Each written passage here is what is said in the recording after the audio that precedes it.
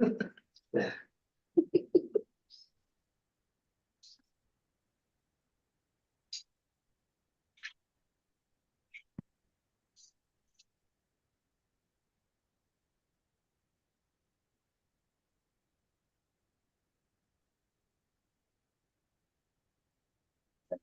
are live.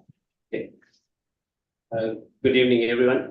Welcome to Town Council special meeting concerning the budget for 2024-2025. I'd like us to begin by acknowledging that we gather today in Mi'kma'ki, the ancestral, present, and future territory of the Mi'kmaq people. Today we gather with the intent followed by the Living Peace and Friendship Treaties with respect, cooperation, and coexistence. I'd like to apologize that we started late, technical issues, and we hope that you'll enjoy the presentation of the budget. Just to frame it, I think as council we've agreed that this is just a presentation whereby we'll be getting a presentation from the finance manager, and we'll have a chance to interrogate the budget at a future date. Today is just to get acquainted with the budget, and for folks out there, if you see not too many questions, it's not that we're not doing that. We just want the presentation to be carried out, and then we can come and bring questions later once it's sorted in. Over to you. Great, well, thank you very much. So welcome everybody to the 24-25 budget. I'm really excited. Okay, so I want to go over, I'm not going to spend too much time. Sorry, I just wanted to check with my assistant here. Do you have the file up?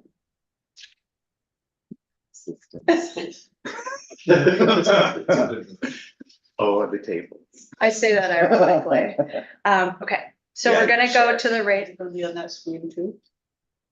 Yeah, once I get. So. Once it gets going. For the record, for the public, none of us are IT people. We are desperately trying to No reason why they're not, if it's connected to one and not both, then it's the switcher here on the table and not there and fix it.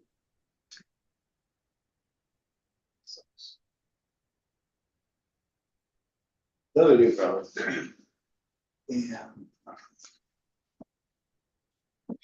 If you've had any kind of walkthrough about that thing, is it under the table, is it over the table?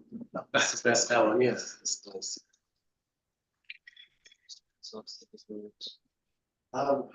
It's just one output, so they're just mirroring, so there's really no reason it wouldn't go to both as long as it's. Yeah, I guess it's possible this has been switched to a source other than the HDMI, you're right, it should happen. Yeah.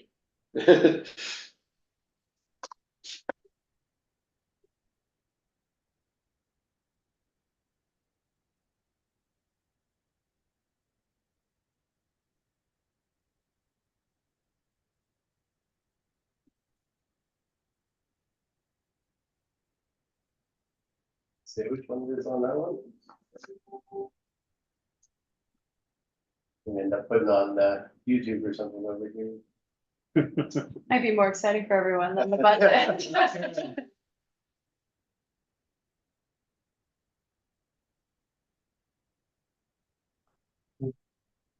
We have made the IT gods angry tonight. Yeah, it's the problem with everything.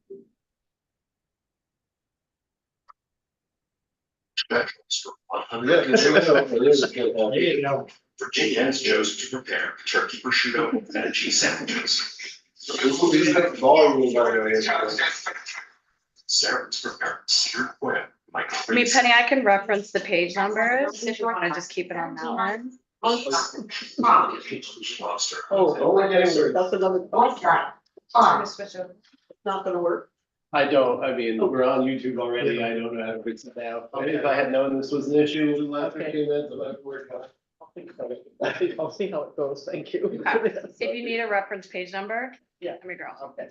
Okay, so we're gonna start on page 3, which is the rate analysis. So we've already discussed this schedule a while back with council, and we decided to increase the fire tax by 0.5 cent.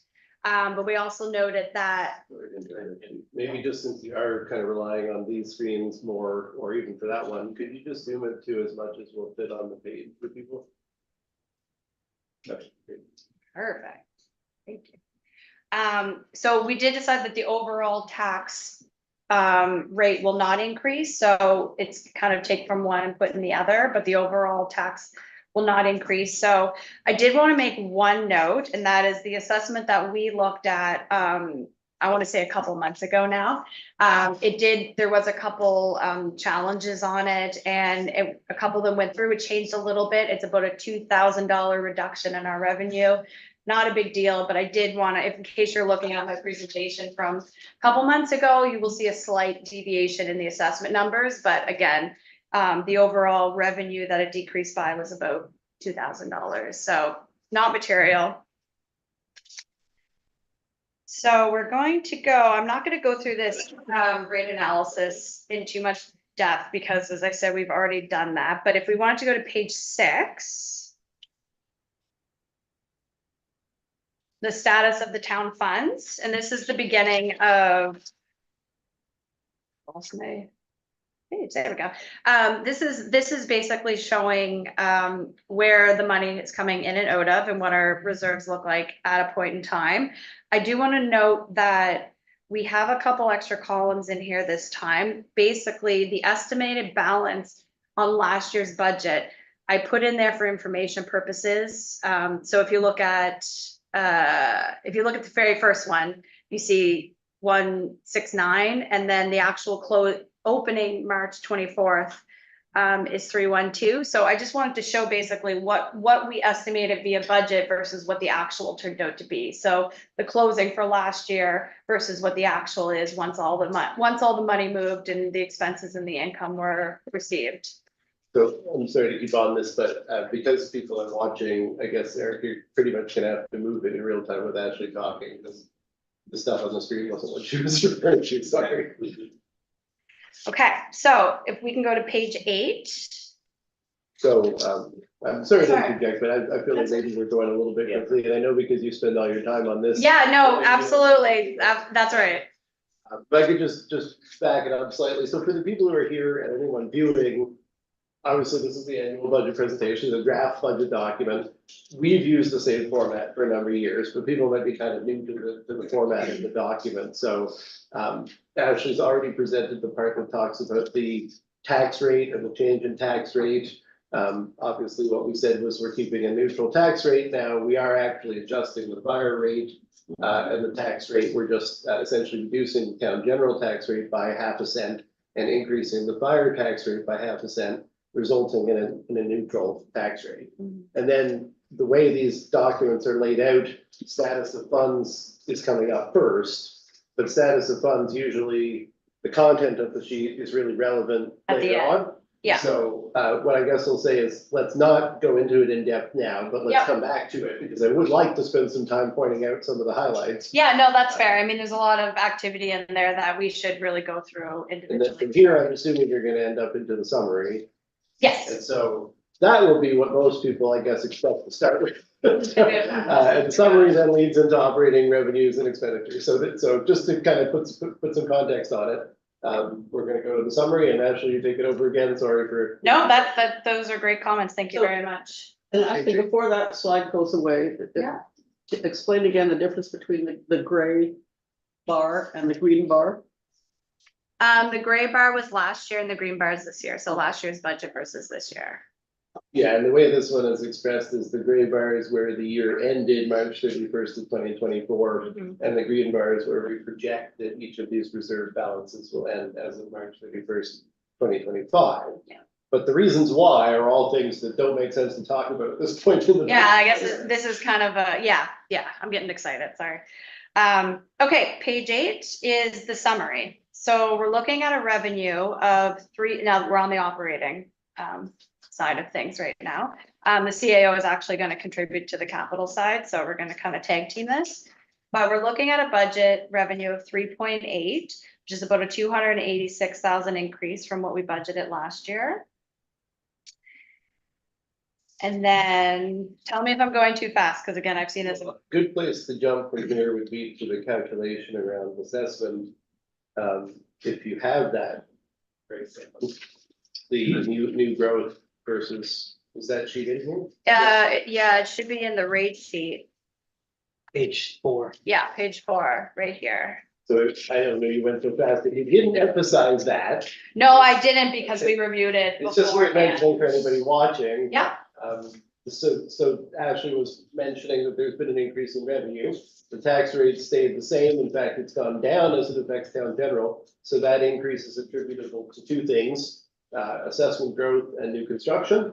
And so Ashley, why don't you walk people through just quickly what that was, what the relative effect of each of those two things was? sure. So the overall change in taxable assessment was 19 million. And due to events, we have residential of 8.6 increase. We have resource and seasonal. So those that's a pretty small amount regardless. We had a decrease of 49,000. Commercial, an increase of 188,000. And then we break out the long-term care facility because it's such a large part of our assessment. So it's broken out into residential and commercial. So on the residential side, there was an increase of 2.4 million, and on the commercial side, 11,000. And I think the key thing here to note is that while there is a 9.62% change in taxable assessment, 5.63% of that is coming off of new construction. 3.99% is coming off of assessment growth. And so if you're a resident in town and the tax rate has gone down slightly, your assessment growth of 3.99 essentially represents what you'll see as an increase on your bill. There's no change from an increase in taxes. There is a growth in assessment. That's individual. Not every home is increased proportionally, but just to preface that revenue that we're just about to talk about. Yep, no, this that's is fair. what It's comes not, from it. yeah, it's So- not driven by a tax. Nope, that's fine. I really want to ask if there's any questions, but I'm not going to. I think it's fine, asking questions for clarification. What we're not doing is discussing the contents of the budget. Okay. Okay, Yeah, if somebody has a question.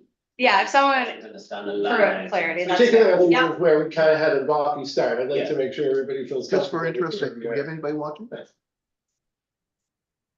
Sorry, come again? Just for three, okay. I was just wondering if there was anybody watching. are. Well, if you're just watching the recording, you could probably skip to like somewhere around now. Yeah. Okay, so on page 9, we're looking at total operating expenses of 3.5. There you go. Ashley, did you just wanna, on the what about expenditures? I'm sorry, Eric, can you back it up? the last one? Sorry. I know there's no, note here, but I did just want to note that, when you look at the change from, prior year actuals, it'll jump out that there's a big change in conditional transfers from other governments. And actually, we'll talk about what happened there when we get down to the revenue sheet. But I guess I wanted to take a particular note. Page 8? Yes, yeah, when you're looking at. The 93,051, Well, no, not in the budget, just the jump in the overall. 23-24 from 56,000 to an actual of 179. Oh, yeah. 658. Yeah.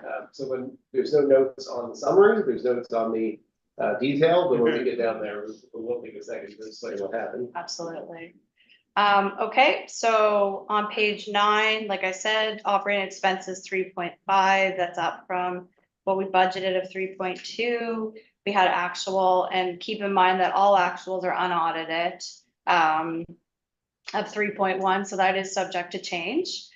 And then, so we have a zero net budget at the bottom. And I think now I'm just gonna go into the detail of every aspect that goes into this summary, so you can kind of explain more line by line what it looks like. So we're gonna go to page 11, which is the start of our revenues page. So we've already gone over the assessment, so I'm not gonna spend too much time on that one, but again, you can see that there has been an increase in the assessment, but it's based on growth. Infrastructure charges, we're maintaining the same unless council decides that we're gonna change that, but right now I'm keeping it kind of status quo to what we had in prior years. And deed transfer tax, this one I kind of had to do some research on. It's hard because the trends in the housing market they seem like they're softening, things aren't turning over as quickly, so. And I noticed last year, we kind of were a little more ambitious than what actually happened. So I settled on 175,000. If, we get more, great, but I feel like that's probably a more reasonable number for this year.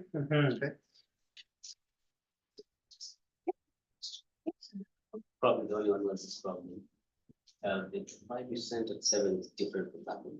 Sorry? The file you sent out at 7 is different from this final one. Oh, it shouldn't be. What was your What question? was the file number, 17 or 18? 17. Okay, that's why I hit the wrong number. Most of it is the same, there's just a slight variance in the taxes needed to be adjusted. Do you want, I've rejected. Sorry. Oh, you pay for this thing. There you go. you tried. One less tree. I'll get after. Sorry, Okay, fair enough. I apologize. No, that's my fault, I'm sorry about that. 175 seems like Yeah. a good place. Yeah, it's one of those, it's a really hard one because I'm not an expert in the housing market, so I tried to kind of divulge into it and see what's going on, and I'd rather sort of be conservative on it, and then if we get more, awesome. So on page 12, the newest addition to, I guess, our revenue stream is that we, as of April 1st, have onboarded RELC's financial operations. So our team, my team, will be doing the accounting for RELC. We're in the transition phase right now, so there'll be a kind of a crossover in the next couple of months, if any RELC residents are listening. But essentially, we'll be taking fully over. Now, I want to just put a little caveat here that even though we're making 66,000 in revenue, there's also corresponding and almost equal to expenses. So this isn't just free revenue. We've got a lot of expenses to be able to onboard this. So I just wanted to make sure that that is Just for expressed. those watching, do we want to clarify what our ELC means? Riverport Electric Lighting Commission. That's for the people watching. So. Yes, thank you. Okay, and if there's any line that you guys want a little more context on, by all means, let me know. I've just tried to pick out the lines that are sort of the biggest move or changes that I can really draw your attention to in the presentation. Obviously, on the 19th, when we meet again, you're certainly more than welcome to ask questions for any line or tonight. And then on page 13, I wanted to note the From Fire Society. So I just wanted to reiterate this agreement where the Fire Society has agreed to pay the principal and the interest for the fire hall, as well as provide $25,000 annually for 10 years to attribute to the equipment reserve. So I just wanted to highlight that so that they're paying it, they're on task, so it's Both those items are included in the 81, right? correct. All three items, the principal, the interest, and yep, absolutely. And- It's supposed to fluctuate, sorry. Sorry, It will. and we're talking about the financing of the auditorium, not the. Not the station. The station. Not the Okay. station. This is just the hall or the Yeah. auditorium, yes. And the reason why it'll fluctuate is because the interest rates are gonna change every year and just based on how much we've paid all against the principal and that type of thing. So you shouldn't expect to see a huge fluctuation on an annual basis, but you should expect it to go down every year. Actually, is it Yeah. principal, interest and taxes? It's principal, interest, and then $25,000 extra to contribute to the equipment reserve. I have a question on that, but I'll ask it later. Okay, great. And then on the next page, page 14, we are not assuming a dividend from area this year. We didn't last year, we didn't receive one, so I don't think anybody's surprised by that, but I just want to highlight that we are not counting on that. The following page, 15, we have the Canadian Community CCFB, BF, I can't remember, it's gas tax, but I know it has a new name now and I'm desperately trying to learn it, but I really am. Sorry, Ashley, which page are you on? On page 15, 15, yeah. So the CAO alluded to this earlier, basically, we received, so because our FIRs are a couple years behind, we're not supposed to be receiving any payments to date for the last 2 years. Mhm. We did at the end of March receive 22, 23. And I called them and I said, are you sure? Because we're not supposed to. And they said, yeah, they released it to us. Great, I'll accept it. Still have to file the FIR. So, and then the 23, 24 is obviously set up as a receivable. So I included that in so you can see how much we're expecting to receive for that year. And then for budget purposes, I'm just taking what we expect to receive for 23, 24 in the receivable and tying that back to the budget for this year. Mhm. So does that make sense? So we're essentially, we've been paid the 22, 23. We're still owed the 23, 24. So I have that all in that column. And then the budget column just has the 24, 25. So it seems like, The 179 is the receivable? no, the 179 is about 80,000 in the 22, 23. That's how much cash we received. And then the balance is the 23, 24. So whatever 179 less 93 is, that's the So- difference. Okay. So the 179 is a cash view versus the in 2023, 24 and the versus kind of an accrual view? Yeah, well, it's kind of an accrual view. Dylan and I went back and forth on this and whether we should show it under the unaudited or not, because we haven't actually received the cash, but we know we are going to receive it for that year, and it technically is income for that year. So, I mean, it can be, if council wants to move it to the budget side, I just think it's the year over year comparisons yep, it's interesting because this is the gas tax we always complain about not receiving enough of. yep. With our MP. I guess the only thing that really matters at this point is what's the materiality of that line item? Should we expect to receive 86 or 55 or 179 or 93? I know, and What do you so you're saying that 93 is what you would expect To receive. Mhm, Okay. exactly. I So, guess that's the only thing that matters. yeah, we budgeted 55, but we received 86,607. So, So what's the 179 to the 2022 plus the 2023? Yeah. Yeah. that's right. Okay. fair So enough. it's a little confusing, and certainly there's different ways you can look at this. And like I said, Dylan and I sort of talked this through and tried to figure out the best way to show it, because it is sort of a strange circumstance where we're kind of backlogged. We're for sure going to get it. It's just where we want to place it. Do we want to place it in an accrual and show it in the year that it technically applies to, or do we want to put it on a cash basis and move it to the next column in budget? And Yeah, why would you apply cash basis on it? Because it's money that has come in this particular fiscal year. yeah, so if we were doing it just on cash basis, that the 179 would only look to see 86,607. And then we would have 93,051 times 2, basically, which is what we would assume to actually receive. And I have no problem with that either. I know Dylan and I went back and forth on this, so it's really a preference on how you look at it. Personally, I can look at it 2 different ways. It's either, but So I just think for consistency, we either book it on that line item as earned yeah, or when paid. yeah, And I think we get a bit of both. we have a bit of both right now, absolutely. So it's I think from a budget perspective, we'd be better off keeping when earned as earned, and we'll let you handle the cash flow Yeah. statements behind the scenes. Okay, So my sense of things is the 179 is a combination of 2022 and 2023. But then if you apply that, then there will need to be a shift of when the 2022 was actually earned to be where it was actually earned rather than last year, right? Wouldn't that be the case? well, if the 2023, 24, when the actual payment comes in, well, we have already recognized it under the unaudited, so really we would just be looking for the I 93. think the key, Ashley, is to make sure that the reserve estimates are accurate with the accounts receivable. Yeah. So as long as you're, you know what I mean, like when you Yeah. go look back, whatever page that was, page 4 with the reserve, as long as the reserve is the reserves estimate based on the full receipt of the 179 for the year, if it is, good to go. It's just making sure that those dovetail together, however you guys want to handle it.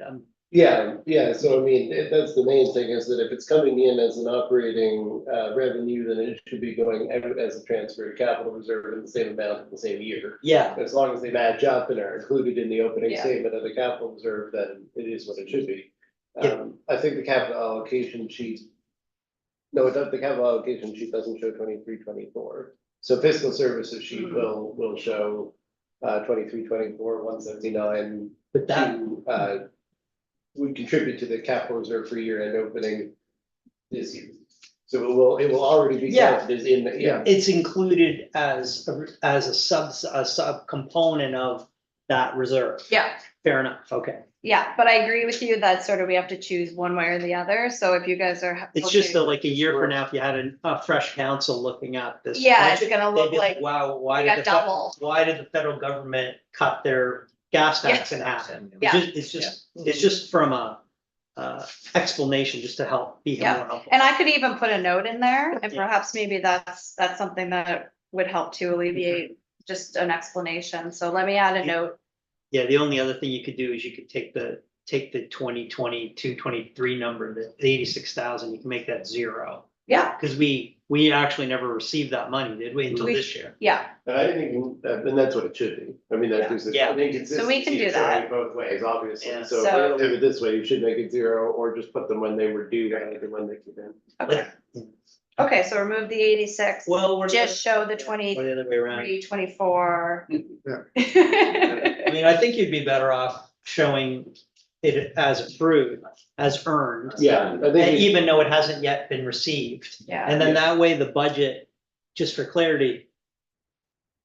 All of these revenues come at unusual times, like we're waiting patiently for millions of dollars of receivables from not only taxpayers and ratepayers, but also from the government. So I think like, as long as the entire program is based on what we've earned, what we're legally able to receive, then I wouldn't worry so much about the timing of the capital. yeah, I think that, Yeah. I mean, we should just correct this to Yeah. that basis, and sorry for not doing that sooner. It's- Now that we talk it out, it's one of those things, it obviously should be done that way, because Mhm. Yeah. when it's audited and we have a ranking for budget accuracy, well, the budget's accuracy is gonna be based on when it was supposed to happen, not whether it came in. 'Cause So like, we should still use the amount that it was booked at. Like this or a future council would just have an expectation that that's what our operating lines are for.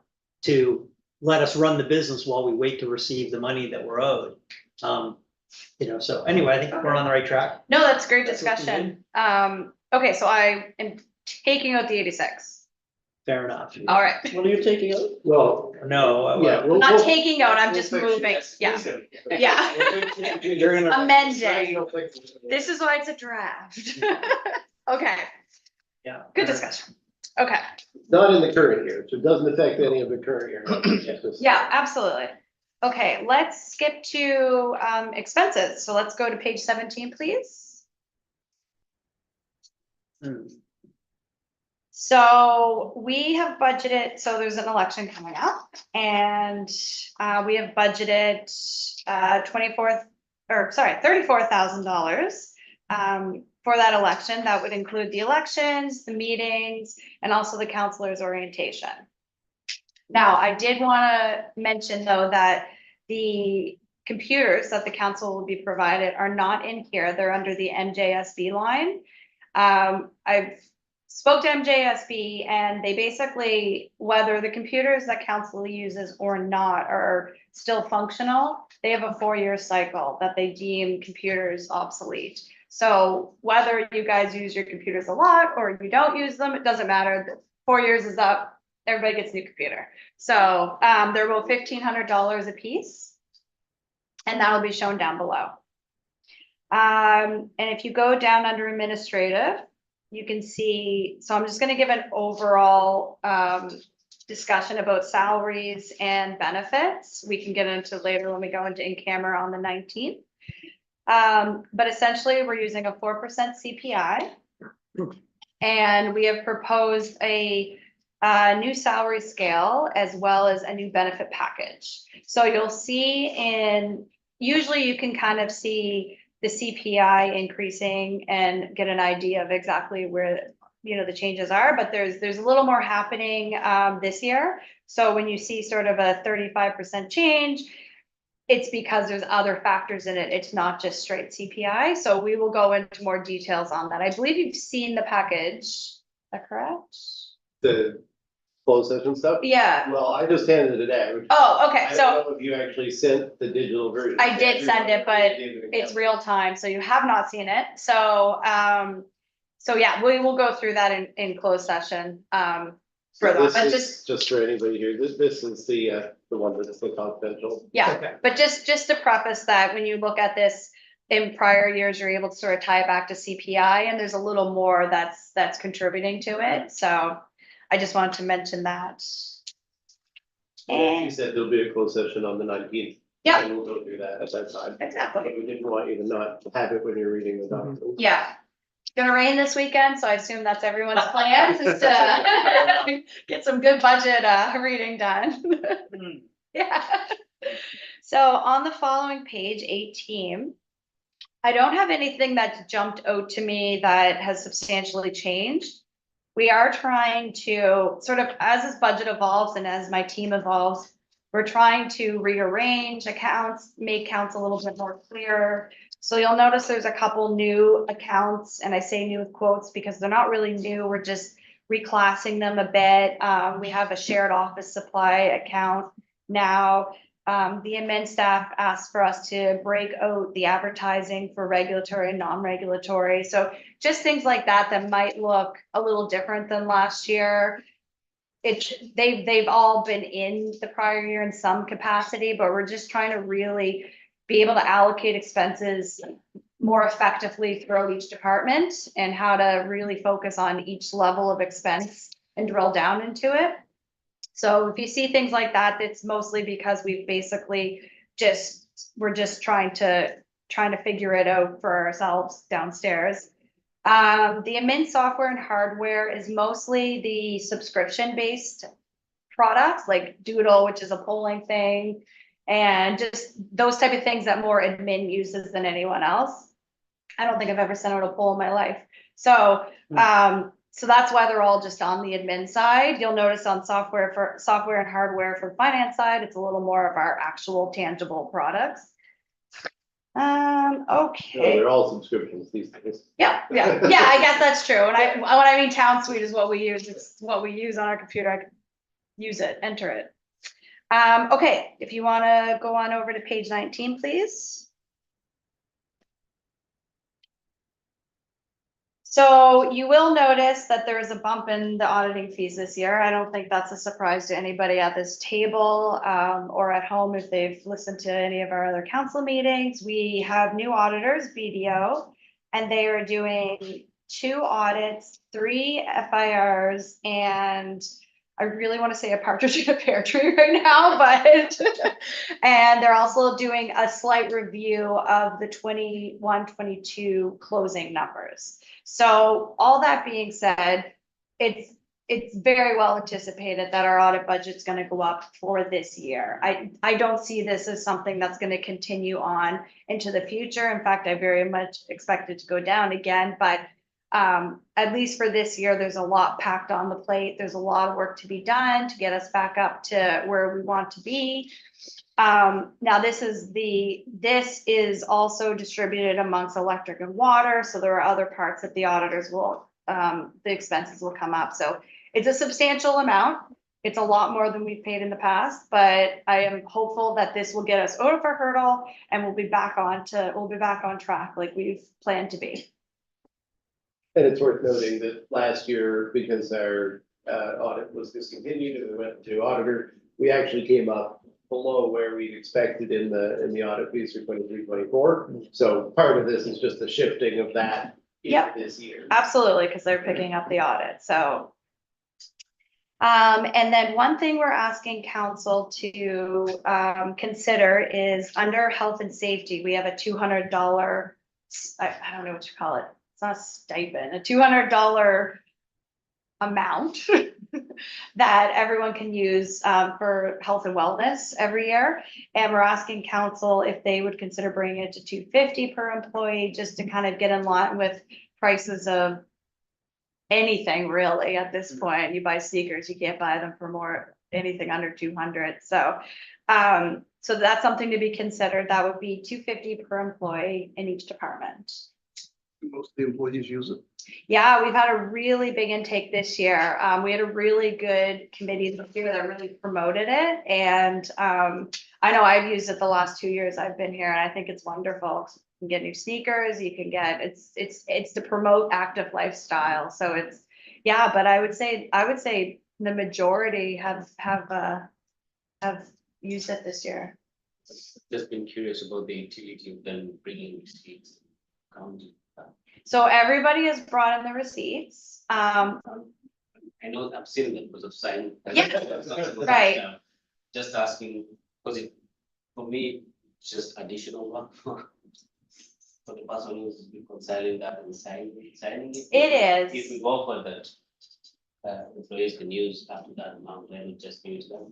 Well, the intention is though that they use it for health and wellness. So if someone goes out and buys a pair of jeans with it, it's like you have to kind of support that you're actually using it for the purpose that it doesn't matter to me. I believe everyone's pretty honest and would, but that's the intent, is that you need Yeah, I to guess kind of if you represent. did just give $250 per employee, it would just be compensation. And so with the intention that caused people like myself who rarely don't do anything other than work, to spend some time doing something other than work, it's forcing me to spend it on something other than just more caffeine so I can do more work. Yeah. So, We would all be going to Tim Hortons and just handing them over and saying, set a tab. Yeah, so that question was very intentional in the sense that if we're actually using that fund to promote health and wellness, Mhm. then I think that there's a more robust way to do that. Okay, Because as it is right now, we're actually determining what's health and wellness for the employee. that's not a bad point. yeah, now the determination is made by a committee of employees as established by council policy. So the request goes for the workplace committee and it's a representative group of 3 employees that's membership changes every year. So it's really just, do your peers believe your case that this is actually health awareness is with all this expense? Yeah, but Well, actually, I'm just puzzled by the amount of $1,000 for the health and safety amount. It's $250 per staff person, so this is the finance department only, Oh, 250, I see. so it's Okay. the Yeah, four. so you'll see I didn't hear the part about the 250 per person. per person, yeah. So that's something to consider. I'm certain, as I'm on the committee this year, I'm certainly open to anything that'll make it easier to get it through, so. yeah, we can move on. I'll probably bring it back when you. Yep. Well, Sounds good to me. You were that policy strategy, so good note is, this is actually in the next policy strategy meeting on 26th, is the policy that specifies how this is covered. So if you're not too interested in whether it's 250 or 200, then it's actually that meeting where you'll probably want to dig into it, yeah. Actually, just here to see about whether the amount is 200 or 250. My sneakers are. Just don't care too much after that. And then we go down a little further, the finance software and hardware. So this is more Town Suite. We're hoping to onboard 3 different modules for Town Suite this year. We've been desperately trying to for the last year. You should say none of these are new. These None of all these are modules new. Already previously. It's already been approved. Trying It's- is trying to get Town Suite to actually implement them. Yeah, so when you go to Town Suite and they say, tell us, rank the importance, and they're all important, but you have to choose. So the customer portal is hopefully going to be up in the next couple months. I think that is gonna be great for our residents. We'll have the billing on there. They'll be able to pay their bills. There's gonna be a lot of, And an increasing number of requests from residents who travel or live away for part of the year, that they need to be able to access all their bills in an electronic format. yeah, and I think So, it'll save us time. It won't be, the first thing you hear about your bill won't be that you're getting cut off. you'll be able to actually monitor your bills. Yeah, and we do try to make exceptions for those that do live out of town for part of the year, and we try to get their other address and get it to them, but this is a much better, more efficient way. I do You wanna, don't have to know as much about your personal life either. yeah, hey. And then I do wanna note though, that if anybody still wants it mailed out, that's certainly something that we will absolutely provide as a service, so. I think it's gonna have to be opt-in on the paper version. Yeah, which it but has that to is- work. Otherwise, you just keep sending stuff to people who don't want it because they don't. Yeah, exactly, so. Yeah, that funny, Scotiabank sends me statements every month and I just throw them in the garbage. I should really tell them. You know, I to received a statement just yesterday, coincidentally, saying you get it electronically or it's $2 per envelope. Yeah. Yeah, With Yeah, so about we're not talking 7 about charging envelopes a them. month, so. Yeah, nobody will be charged, so. That's a whole bottle of wine. Yeah, that, Yeah, Seven- cancel. well, it was 2 years ago. Priorities, right? Half a bottle of wine now. Yeah, So just to clarify, the increase there is to make sure that those modules are done, or is it that there are new models?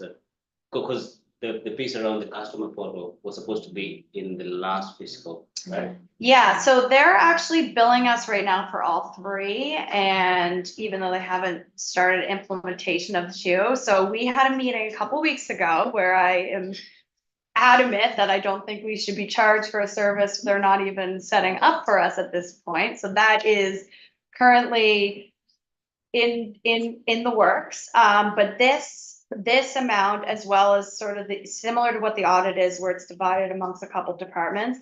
This is what I foresee the bill for 24-25, assuming all modules are put in and we pay the bill. Because again, I'm not sure we should be paying a bill for services we're not getting. That's, but anyway, so, we're looking to get the customer portal, which will hopefully be available soon. A purchase order module and inventory, so we're gonna beef up our reporting, it's gonna be great. And the purchase order module and inventory are integrated into the work order. system, which is also dragged, but hopefully will be up and running this year. That was dragged for legislative reasons, kind of a strange issue to Yes. run into. But we're trying to make sure that our options remain compliant with Nova Scotia's protective of privacy rules. And so that's been something that further complicates a lot of the choices of What we service can providers use. and how they Yeah. host your data. And all that kind of stuff the IT department's very concerned about, so The things we are. we're getting much closer. Tell you, the things we are learning in these processes, so, okay, and then if you would all please go to page 21. Grants to organizations. So we had $51,000 in grant requests. And what I need from council, and so I know council last year asked if the CAO could kind of go through and read them and really filter out what would be approved and present that to council, because there's a lot of them, and but I think the best approach would be if council doesn't mind, if council would give the CAO a ceiling amount, what's our budget, and then we can go back into the $51,000 worth of grants and sort of read through and administer them accordingly. So, you know, if our budget's 20,000, then it's gonna narrow our focus, and it's gonna, So yeah, essentially, I've done this to you guys again, I did this last year, we're not giving out every single grant application, every dollar everybody requested. But you know, we got $51,000 worth of requests, so this budget shows that you could pay for those requests, however, there are other competing priorities. yeah. So in the course of the discussion meeting next week, if council's grappling with all the different priorities, I would appreciate knowing what priority should be placed on grants. And, you know, you don't want to make that decision without the proper context of, well, if you take the money out of there, it's going somewhere else. But I would be then able to give you recommendations if you want on which grants to fund with a total of X amount of dollars. But this at least is currently showing our ability to fund grants to the extent council chooses to do so. So how many grants were submitted?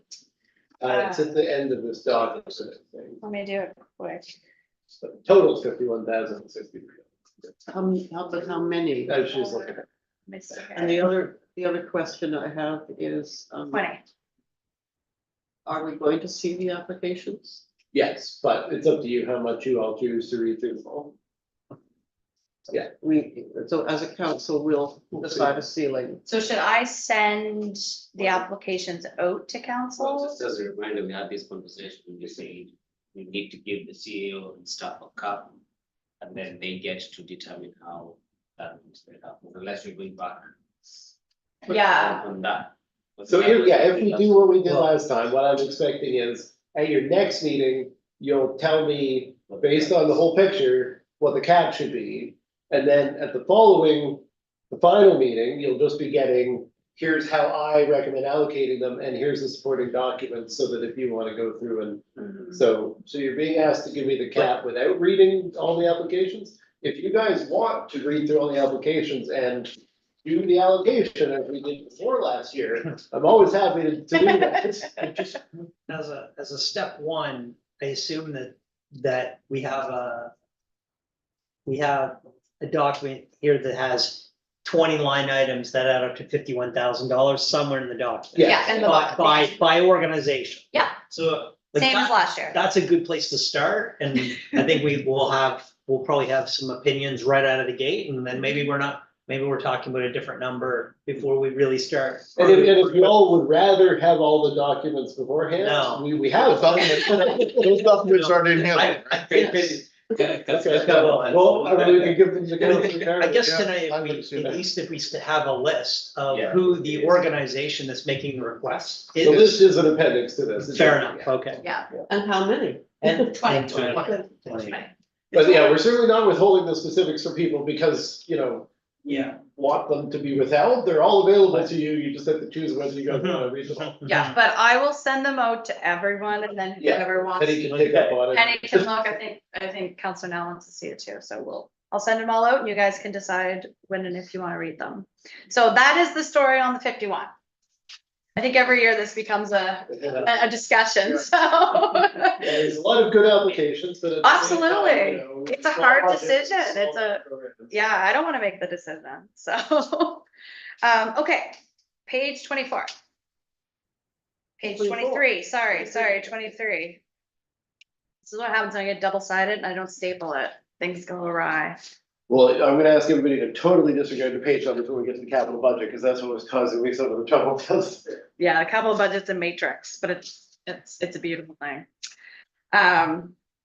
Okay, so what I wanted to point out on here was basically, because with the bylaw, the noise bylaw, we're gonna have to increase the enforcement. So, we basically doubled what it's gonna cost. Pretty much all I have to say on that one. There's not much else there. So that's a function of noise plus parking bylaws. Yeah, exactly. So It's a number. it's a full scale thing. Yeah, yeah. So it's just the addition is because of the noise bylaw, but the original is the parking enforcement. Anticipated. Correct. Sorry. Thank you for the correction. That's the accountant in me. I just care about. Possible, not even anticipated, possible. On the policy side, there's a lot of potential. That's right. That's why I like numbers. Well, Okay, and get on up in fines, right? the next page, 24, there was an increase for council's approval for Remo of 10,764. So I just want to note that there. There was a new municipal service agreement, and in section 4, there's under other services, there's this new expense line, GIS civic addressing. It's about $6,000.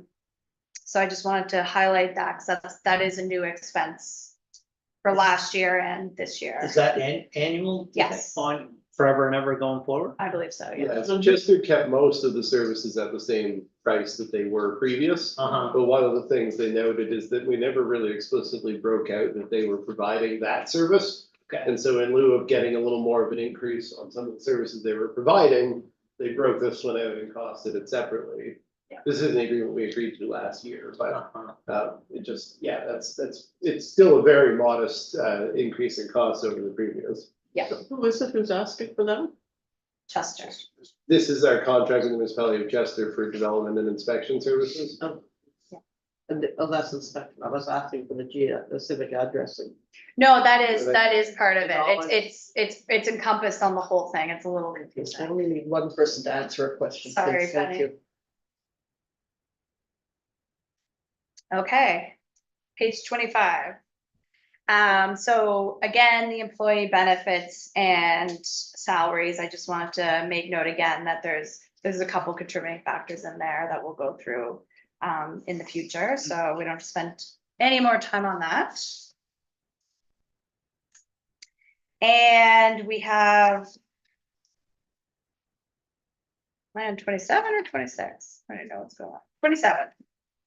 This is why I like Excel. Okay, so tree removal and planting. So we're on Public Works now.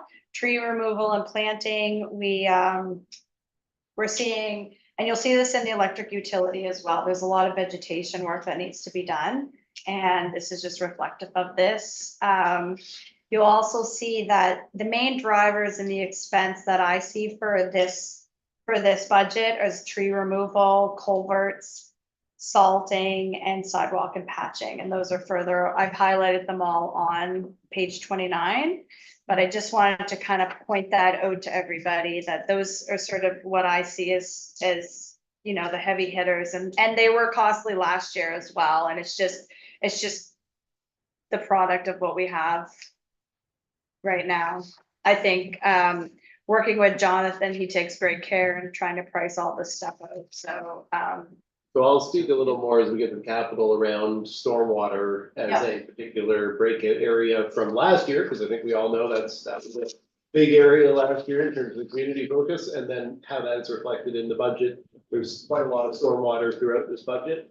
But on the vegetation part, I think what we're seeing is catch up from a long period of under maintenance on the vegetation. So as we started to approach the inventory of trees, started to develop the urban forest management plan, we're trying to set a standard by which every tree essentially receives maintenance attention. Now, that could just be an inspection. It doesn't necessarily require an intervention, but that periodically, every so many years, every tree that the town owns is receiving some type of maintenance attention, at least a look on, some type of maintenance activity. So that notion of, you know, periodically returning to and maintaining our trees, it requires a much greater level of emphasis in the budget than we've had before. And so this is essentially the new normal. Over time, what it will pay dividends in isn't so much in respect of saving money, but in respect of the services provided by the trees. And so what we're having now is a large number of our trees are reaching the end of their lives due to poor maintenance activities. Many of them have come into conflict with our utility infrastructure, with transportation infrastructure, but with proper maintenance, we can avoid most of those conflicts and maximize the canopy and the benefits to the community. So you'll see, for example, I won't spend too long on trees, but where it is part of the budget, in other communities, you'll see the sculpting of trees that have conflicts with power lines to intentionally make the tree grow in a way that won't conflict with the power line infrastructure itself. Rather than topping the trees or causing them to become fully lopsided and heavy and eventually require removal, you know, through proper selection of the type of plantings, where they're planted and how they're maintained, you can really maximize that urban forest, even where utility infrastructure exists. We have not done that traditionally, and so we're really making up for lost time. Right now, we're doing it without the plan being documented. Obviously, it's a management plan, so people can read it. We're still working on the plan, but we're not waiting to start increasing the budgets proportionally. Yeah. And last year, we really had no choice because of the storm damage that hit us. I'm really hoping that this year, more of these budgets go to planting, because we have a lot of planting to do. And last year, we spent our budget predominantly, exceeded our budget just in catch up after the storms. yeah. And when we get to the electric budget, exactly what Dylan said right there also applies Yes. to the vegetation and tree management for the electric budget. So Except in town general, we're not in a deficit. It's gone up the same significant amount. absolutely, yeah. I would say it's gone up more. I think we've done less in electric in prior years than in transportation. I recall. Well, I think the real concern is we've mostly given attention to trees that are flagged as concerns by property owners. Exactly. Whereas what electrical really needs to do is have a Assess them. methodical. Yeah. Maintenance program based on their needs, the utilities needs, rather than just reactivity to property Yeah, owners. 'cause I have people that flag me down in the parking lot all the time. Can you go, this tree is gonna fall on my whatever. And so, yeah, I think that's what gets the attention right now. And we have to be clear, we're not just removing trees that people want removed. Part of the challenge is ensuring they're properly assessed and we don't remove them if they can be. Yeah, absolutely. Conflicts with our infrastructure can be avoided. On page 30, under traffic services, we have engineering services and legal, and of that 40,000, 10,000 is for the Ernst Brook assessment and 20,000 is for the municipal specs. And I'll admit the Ernst Brook assessment doesn't belong under the traffic services with the exception of the interaction with the bridge on Main. But we don't have another place for other engineering under public works. And since it does relate to the bridge on Main, I put it there. But ultimately, I just, I wanted to make sure we had it in here, and it is underway now. The engineers have been out and done a site visit. Great. And the last piece you say there is municipal specs, that's for the municipal certification for roads and developers. Yeah. That's what's happening. Yeah. So that will go out to an engineering firm. So just like from a methodology perspective, so on a project like that, like the Ernst Brook inspection, where let's just say we have a total budget of 20 and the town's on the town is committed 10 with in a cost sharing agreement. Do we book the 20 and then just net out the other 10 as revenue, or are you just showing the net? So it's a good question. Within the operating budget, we net out all external, conditional Okay. external funds in the operating budget are netted. Okay, fair enough. It just makes it a lot easier on Ashley not. to No, show no, all the fair, that's good. I'm revenue. just kind of curious Yeah. because in That's the good. council discussion, it was a bigger number than the 10. I was just trying to remember what happened to the other half of it. Yeah. Yeah, I know it's a work in progress. That's what always happens when it Yeah, comes to okay. the operating, yeah. And the capital works the opposite way. Just to- Yeah, Just to confuse you. yeah. Page 33, housing and cemetery, so for public, also known as public health and welfare. You'll see a big jump in cemetery this year. When we get there, there'll be some explanations, but we're expanding the park cemetery. There's gonna be some vegetation and tree growth. There's gonna be some services that are gonna be required on more of a professional side, lawyers, that type of thing. So we've got a couple of things that Cemetery committee meeting tomorrow at 9:30. 9 o'clock, if anybody wants to come and We're gonna talk Make exactly sure- about this. exactly, so To be continued. don't worry, it'll be an elegant story. That's how it's done. That's why I'm coming to work We're tomorrow. making sure there's a place for all of us. That's Down the right. road, we can have a place to be. So the other news on this sheet though is the service exchange agreement with the province has actually eliminated the town's responsibility to contribute to the upkeep on the Cherry Lane housing. So that traditional 22,000 give or take is no longer something that we're responsible for. Yeah, we just received the letter, so. And 30,000 of their housing initiatives has done a little bait and switch. $30,000 last year that we didn't spend was for the housing strategy development that was paid for the housing accelerator application.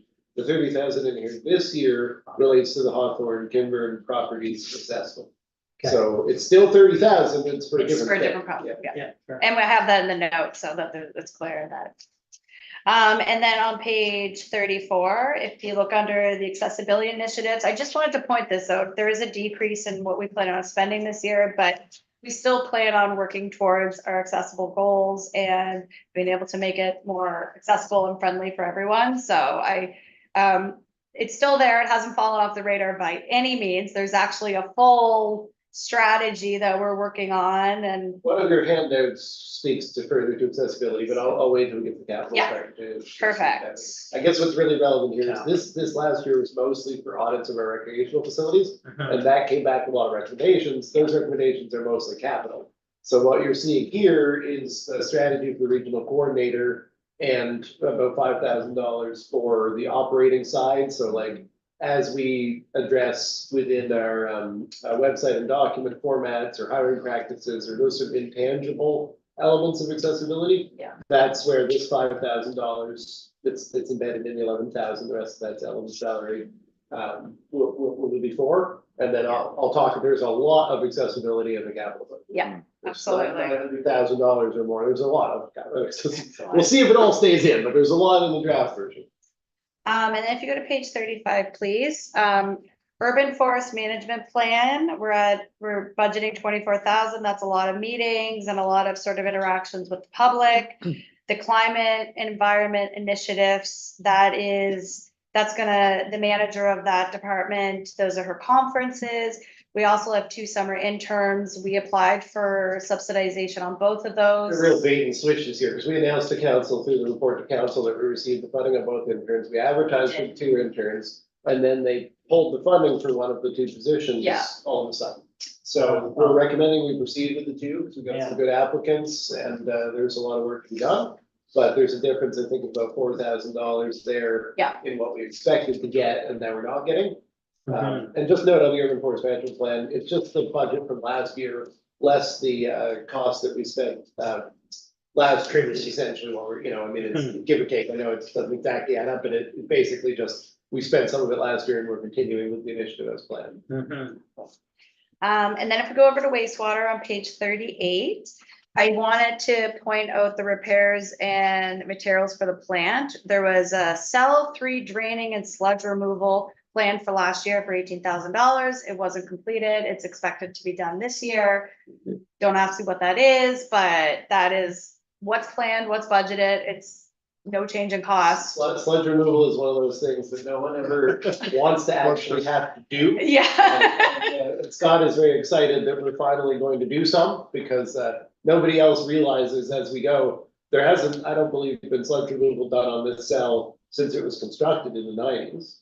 Which means we've got a lot more time out of it. It's supposed to be done, I think, once every 10 years or so. But it doesn't have to be done until it reaches critical levels. And I think Scott was pretty sure last year we were starting to get to that point. So it literally is the removal of sludge. It's a pretty process. Which line item is that, Dylan? Or That Ash? is repairs and materials on page 38, the 18,000. Okay. And does it go to MGFB to? Yes, as it gets dewatered here and then it gets stopped there. So. Yes, That becomes we've a seen that. That becomes a revenue for them. Yes, yeah, so I guess in a way we get some piece of that back. Well, Making money off sludge. well, yeah. Luckily, our place is nicely positioned, so we don't get a lot of smell issues from the treatment facility, so. And Some communities, the dewatering right in the downtown would be very undesirable for us. just let them account. Page 39, trucking costs. We have an extended agreement with an 18.23% increase in costs. So I just wanted to point that out there. And this went to council back in. Yeah. Mhm. So that should be no surprise, but I just wanted to make note. And let's move on to page 42, which is fire.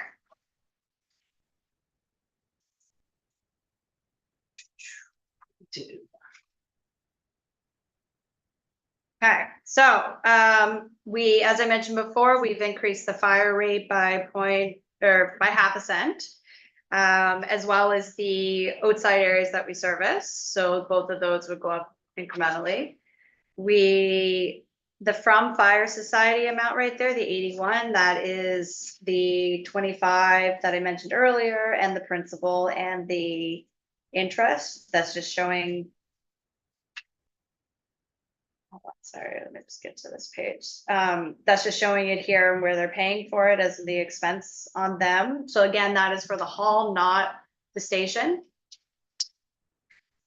Actually, when I look at that page, the one thing that jumps off the page at me is the outside area revenue. Yeah. And I'm wondering, I know this is probably impolite to ask, but like, how do we audit that assessment? Is that, we just take that with one? Okay. Yeah. Trust by verify. I'm just wondering, does that number just come across to us from Odal? Yeah. Yeah. That would be out. I just reach out and ask for the So assessment. do we have, like, so we must have like the geographic boundaries well understood. They must be able to plot that and know exactly which houses fall within the boundaries of the district, the coverage. Yeah, I think, they have a fire service coordinator up to MODL, and I think a lot of what that position is doing is ensuring that every department throughout their territory and serving their territory is getting their part. So there's a different rate of those 20-some different territories in MODL, and they're all having to go through this process of having Chris assess what is coming in and making it go out to each area. So I'm sure there's a lot of exactly which house is on the boundary. I will say, I don't think we've ever really looked at that level of detail. No, it's not a bad question to ask. I guess the numbers look okay to me in the sense of 11% cap, that's based on capped assessment, which is kind of actually a little higher than Mahone Bay, so you'd expect the growth, which isn't a real surprise considering there's a lot more geography there, so you'd expect more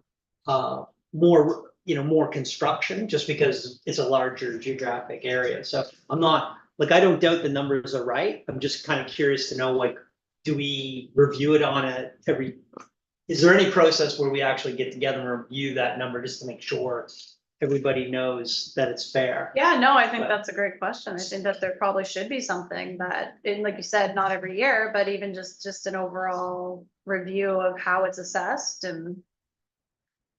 Like when you- Multiple sites. Yeah, no, fair enough. I guess there's two ways to look at it. If we're having a lot of conversations about fire. Question number one was, because we've received emails about recently in correspondence from various homeowners and taxpayers. So we've got a 19% increase in revenue within Mahone Bay and 11% from the region. So that's one way to look at it. The other way to look at it is, well, we all know where the 19% is. Ashley just told us on page 2, most of it's coming from growth.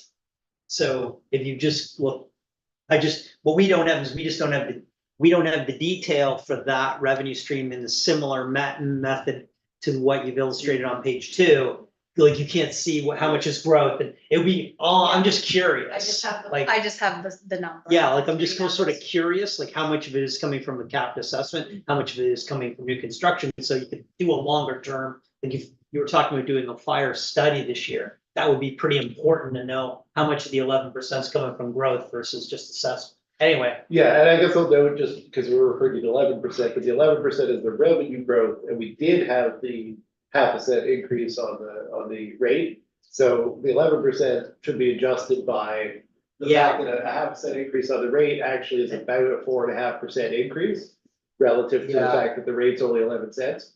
So if we add a 0.5% to 11-cent increase to 11-cent rate, you're getting a 4.5% increase. So actually, you're probably looking at only 6.5. Okay, well, anyway, don't want to take us off base today, but it's a conversation because it's such an important number for us to make sure we're being fair.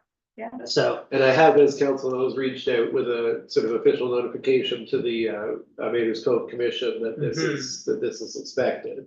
Mhm.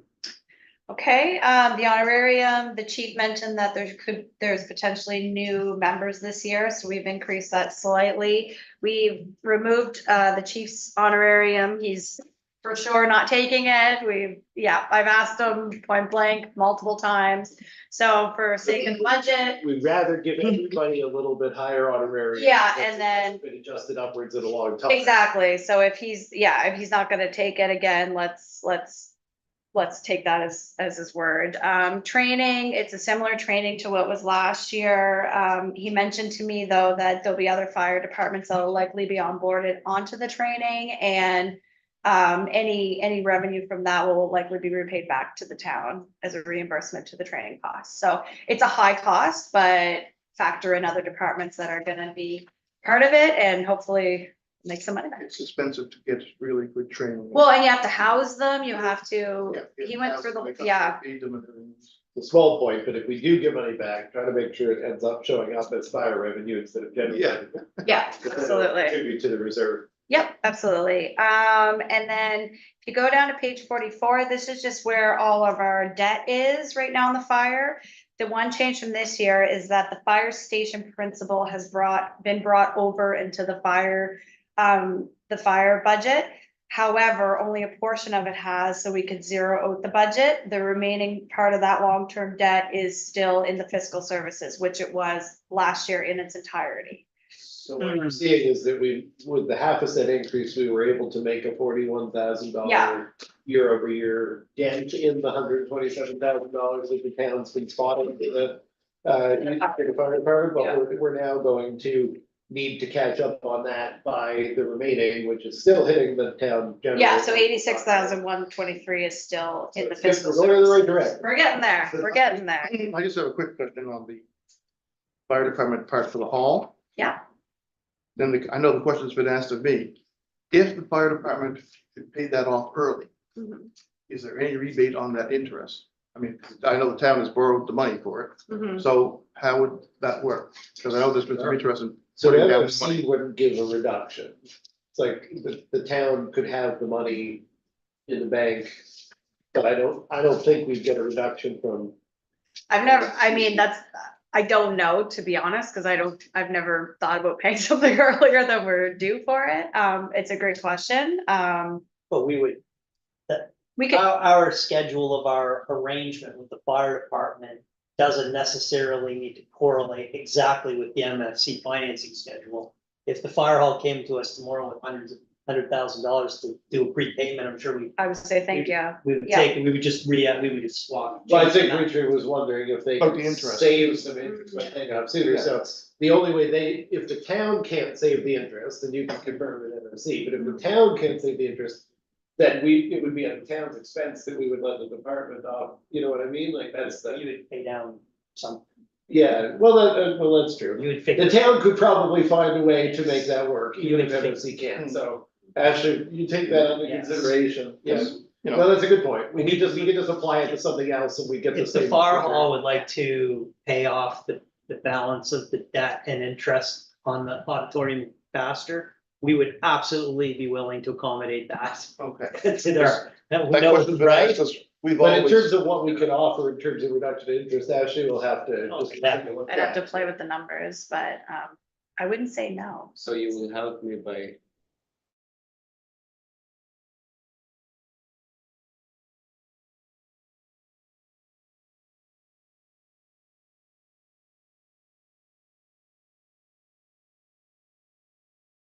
Just wipe out all of the interest today. Yeah, I mean, I'd have to even talk to MFC. well, I don't, it won't be all of it. yeah. I mean, it's hard, because we've taken on the debt for you guys, and this is what we have to pay, so. I mean, it's obviously a question that I could ask MFC, just to see if there's any type of forgiveness, and if something is paid earlier, I don't know. Or maybe there's a penalty and you can get out of it like a mortgage, or no idea. Okay, Are we not borrowing more down the road? Well, that's what we have to look at, because I Yeah, don't think I we can get mean- out of the MFC interest at all. The No, way I understand it, register work. But Joe's point is there's avoided interest elsewhere in having the cash on hand now. Opportunity cost. So we can. do Yeah, the- we can absolutely. do the math on that. Yeah. okay. It's a good question, It's a good Richard. point, Joe, Thank- because I would have not thought of it that way, but that's a You big. know, anytime we've ever borrowed for a truck or anything, that we've always paid them off early, so. You guys were asking if that could be possible. It's always possible. Okay, so under page 46, rec and culture, special projects, there's 5,000 in there for this year. 1,000 of it is for replacement of banner brackets. Replacement of what? Banner brackets. Oh, yeah, just because it was recently topical for the Legion banners initiative. Yeah. That's where that had. Yeah, so I just wanted to note that that is specific. Gonna truck on along to fiscal services on page 49. Love that. 523. And that's an estimate, so, because our budget is coming out earlier, I don't have the actual bill, I reached out, they don't have the estimate yet, last year they were able to give me an estimate, so. I had to do a best case based on, obviously, I applied 4% inflation on it, and, but yeah, that's it's a big chunk of money, but that's how it is, so, and then the remaining 86,000 for the fire hall or auditorium, as Joe will say, is in with that 141. So there's a couple other debt items in there, but that is where the balance is still. So it was 127 last year at 100% under fiscal. Now it's 86,000 with the 41 moved over into fire. So that's what fire can handle right now. So that's what we gave it. So is it possible to break that down rather than having clumped up the time? Yeah, I can tell you, Make a note, add it as a note. Yeah, or as a note, yeah. yeah. You mean the debt, the principal versus interest? Well, that's just principal. Plus four. No, But you want to know what else is in the 141? yeah, just add a note, and then on the note, you'll just show the two amounts separately. Yeah, I can tell you right now, and I'll add a note that it's the Kinburn Street Bridge principal 15 and the Claremont Pleasant Sewer principal for 40, plus the 86, but I can add a note and break that out. Yeah, easily. exactly. Yep, no problem. Okay. And then if you go to page 50, please, under the transfer for operating reserve, 54,000. That is broken out to 24,000 for urban forest management plan and 30,000 for the Hawthorne Kinburn properties. So I just transferred the unspent housing Yeah. accelerator or the housing strategy over to the Hawthorne. Yeah, These are the last two on our list of about 15 with the strategic plan when we adopted it back in 2021. There's only two left, I think. Not that we did them all, a couple of them just got canceled, but many of them have been done. okay, let's move over to the water utility on page 52. Oh, and I'll just note, I also removed the operating initiative sheet. We used to have a special sheet because we had a Yes. bunch of them. We're But changing there are things. only a couple left, so we just left it in the note, so you won't see that operating initiative sheet that you might remember from prior years, because with only two things to list, I just decided we just list. them. And that sheet always tied into the operating budget anyway, so it was always within the budget, so it was just a way. Yeah, it was just. It's just a way to way carve of it out showing, and show yeah. it, exactly, so you're not losing any information. And one of the main reasons for it was to show external funding, so that you could track those netting out of operating that I referred to earlier is just being netted out. But these two don't even have external funding associated with them, so. Yeah. Okay, so I'm gonna cut right to the chase. We are looking at a deficit of 304,000 for the water utility. We are working on a rate study for the utility to figure out sort of the same thing with the electric utility. What do we need to charge? If you're looking for that number, it is, Something. yeah. What are you looking for, Ashley? It's on page 67. I just see, the deputy mayor looking for. Trying to get the end of the water. Yeah, so we're going through a rate study now. We just, we've been working with the consultants and they mentioned that sort of with the timing of the deliverables that they need, the financial statements, we're not gonna see a rate impact this year until the last quarter. So I've only included an increase in a rate for the last quarter. So there's not a huge impact this year. So essentially, we've got the rate study finished, Yeah, except we don't have the 22-23 audit. financials. So until that's completed, we can't attach that to actually apply for rates. So unfortunately, that's gonna take us till July, Yeah. when we have the 22-23 finished. And a rate study can be put in front of council, and council can decide whether we're gonna apply to the board. If we apply to the board for a rate increase in July, we'll get a hearing probably around October, November, and January 1 is our best case for effective Yeah. dates. So that's what's happened is with the audit schedule, there's no way for us to get a rate sooner. Yeah, it's hard. So this is one of those ways in which the financial reporting issues So- have come back to get us. I mean, like, I have a lot of thoughts on this, but I think we'll talk about it at the next meeting. I just think, I mean, we're just, any idea that we're going to be made whole through the rate study is just not reality, right? We all know that. I mean, we're not, what's the revenue? The revenue's only like 600 grand, isn't it, for water? Total Don't my revenue, memory here, but. total revenue. 740. So we're, right, like, Yeah, we're not raising water rates by 50%, are we? So- So anyway, we can talk about it Yeah, down the no, road, it's gonna be but challenging. there's other, And I think if you, Ashley, you have a note somewhere here about the accumulating deficit. Yes, only one way out of this is for, Yeah, Anyway, so it's, the accumulated deficit every year, the water utility runs a deficit adds up. Those deficits are supposed to be paid back. 7 years. So just for context, you have a note in here, right? You wanna- Yeah, it said, so if we're looking at approximate cumulative debt of 420,000, pay that over the next 7 years, we're looking at 60,000 a year that we will have to make up on top of everything else. 8%, right? Yeah. So you Yeah. get to retroactive the rate, but then you'd have to have an 8% increase in the rate. And that 8% increase in the rate would pay us back for the $420,000 of debt over 7 years. Yeah. What's that? That's not possible. Well, that'll be a discussion for you guys, but that's how the rate study works, is that you could keep not getting your rates, then you gotta fill in the pre-existing accumulated deficit at the time when you get your rates. Yeah, So that the town could intervene in some way, right? But short Well- of outside intervention, you could continue to go into the hole, but then you need to build that climb back out of the hole into your rate structure, I so. mean, We'll go through all of it next Yeah, time, but- I mean, we're gonna spend an immense amount of money on water, like the balance sheet of the water utility is gonna double when we get these Main Street projects done. Mm. So like the scope of the size of the balance sheet on the utility is gonna be dramatically bigger. Yeah. Well, once we get all these massive projects finished, so I don't. My gut tells me we're not talking about apples and oranges, apples and apples, like we're really building a brand new utility from scratch. With brand new infrastructure through like 80% of town, after all the new projects are finished, and then. I'd be a little more hesitant of thinking we're ever gonna recover that through the rate base until we get many more hundreds of customers, hopefully. Anyway, preaching to the converted on that one. Mm. It's gonna be a fascinating conversation, but I don't think it's all bad news. We'll see.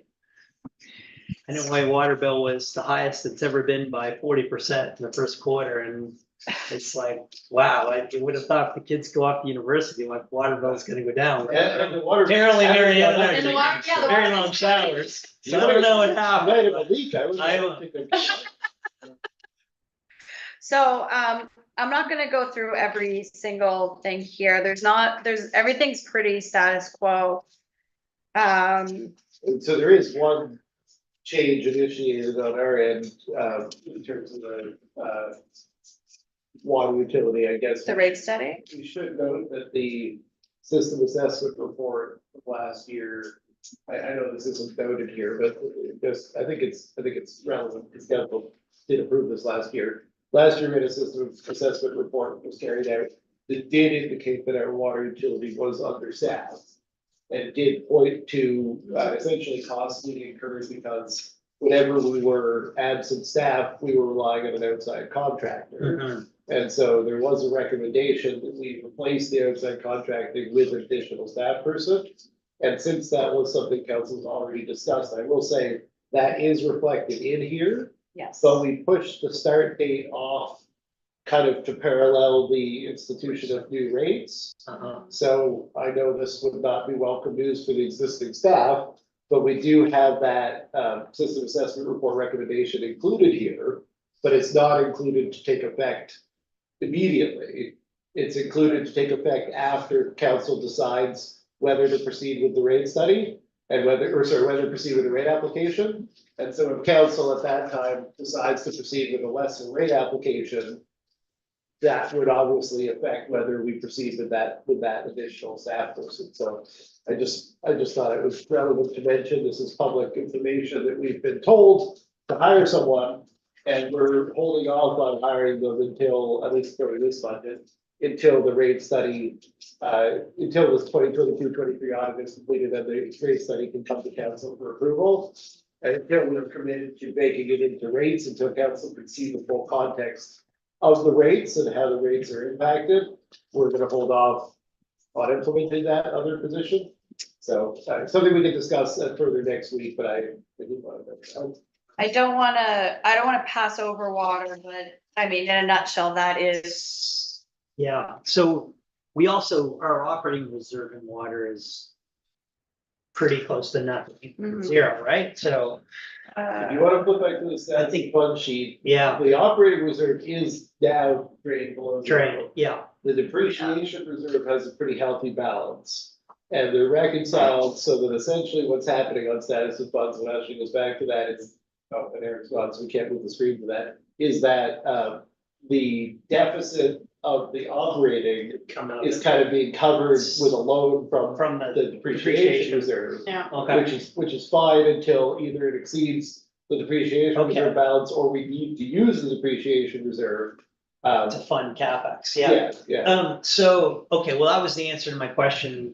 That's the short term, because other than we need to have some kind of a borrowing facility for the water utility. yeah, the utility still Yeah. has its own funds to cover this Yeah. deficit, but those Okay. are funds that were supposed to be earmarked for later capital Okay. spending. Yeah, We talk about that down the road. yeah, Okay. yeah. We, I think we're actually gonna ask the board, but we'll get to this, but I think we're gonna ask the board for some relief around the depreciation transfer starting after the next capital expenditures, because so much of the utility infrastructure will be new. exactly. Provoking a really large Oh. That would be depreciation s- transfer, I was just but thinking you don't that. need to put the money aside for brand new infrastructure, so So, we'll probably see where the board will go in terms of some relief on that. mhm. Yeah, that So- sounds good too. If there are no specific questions on the water utility, that's kind of the overall picture. We can go over to the electric, and this is my last thing before I hand it over to Jill. And page 70, please. Yeah. So, when you look at the domestic rates, the commercial on the revenue side, on January 1st, the second part of our GRA implementation of rate hike was implemented at around 10%. So I've included that into the budget. I've also included the 2.5-ish flow through percentage. So that's all baked into the budget for this year. The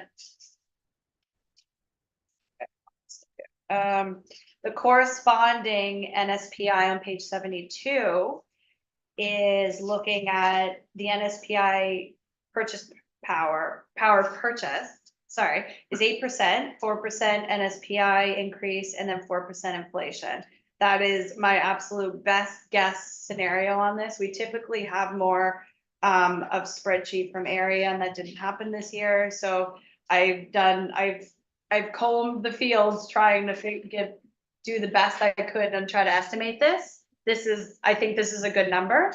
And of course, we're receiving all of our power from NSPI, so we don't have any import expenses that we'd be using NSPI's lines with another Oda province power.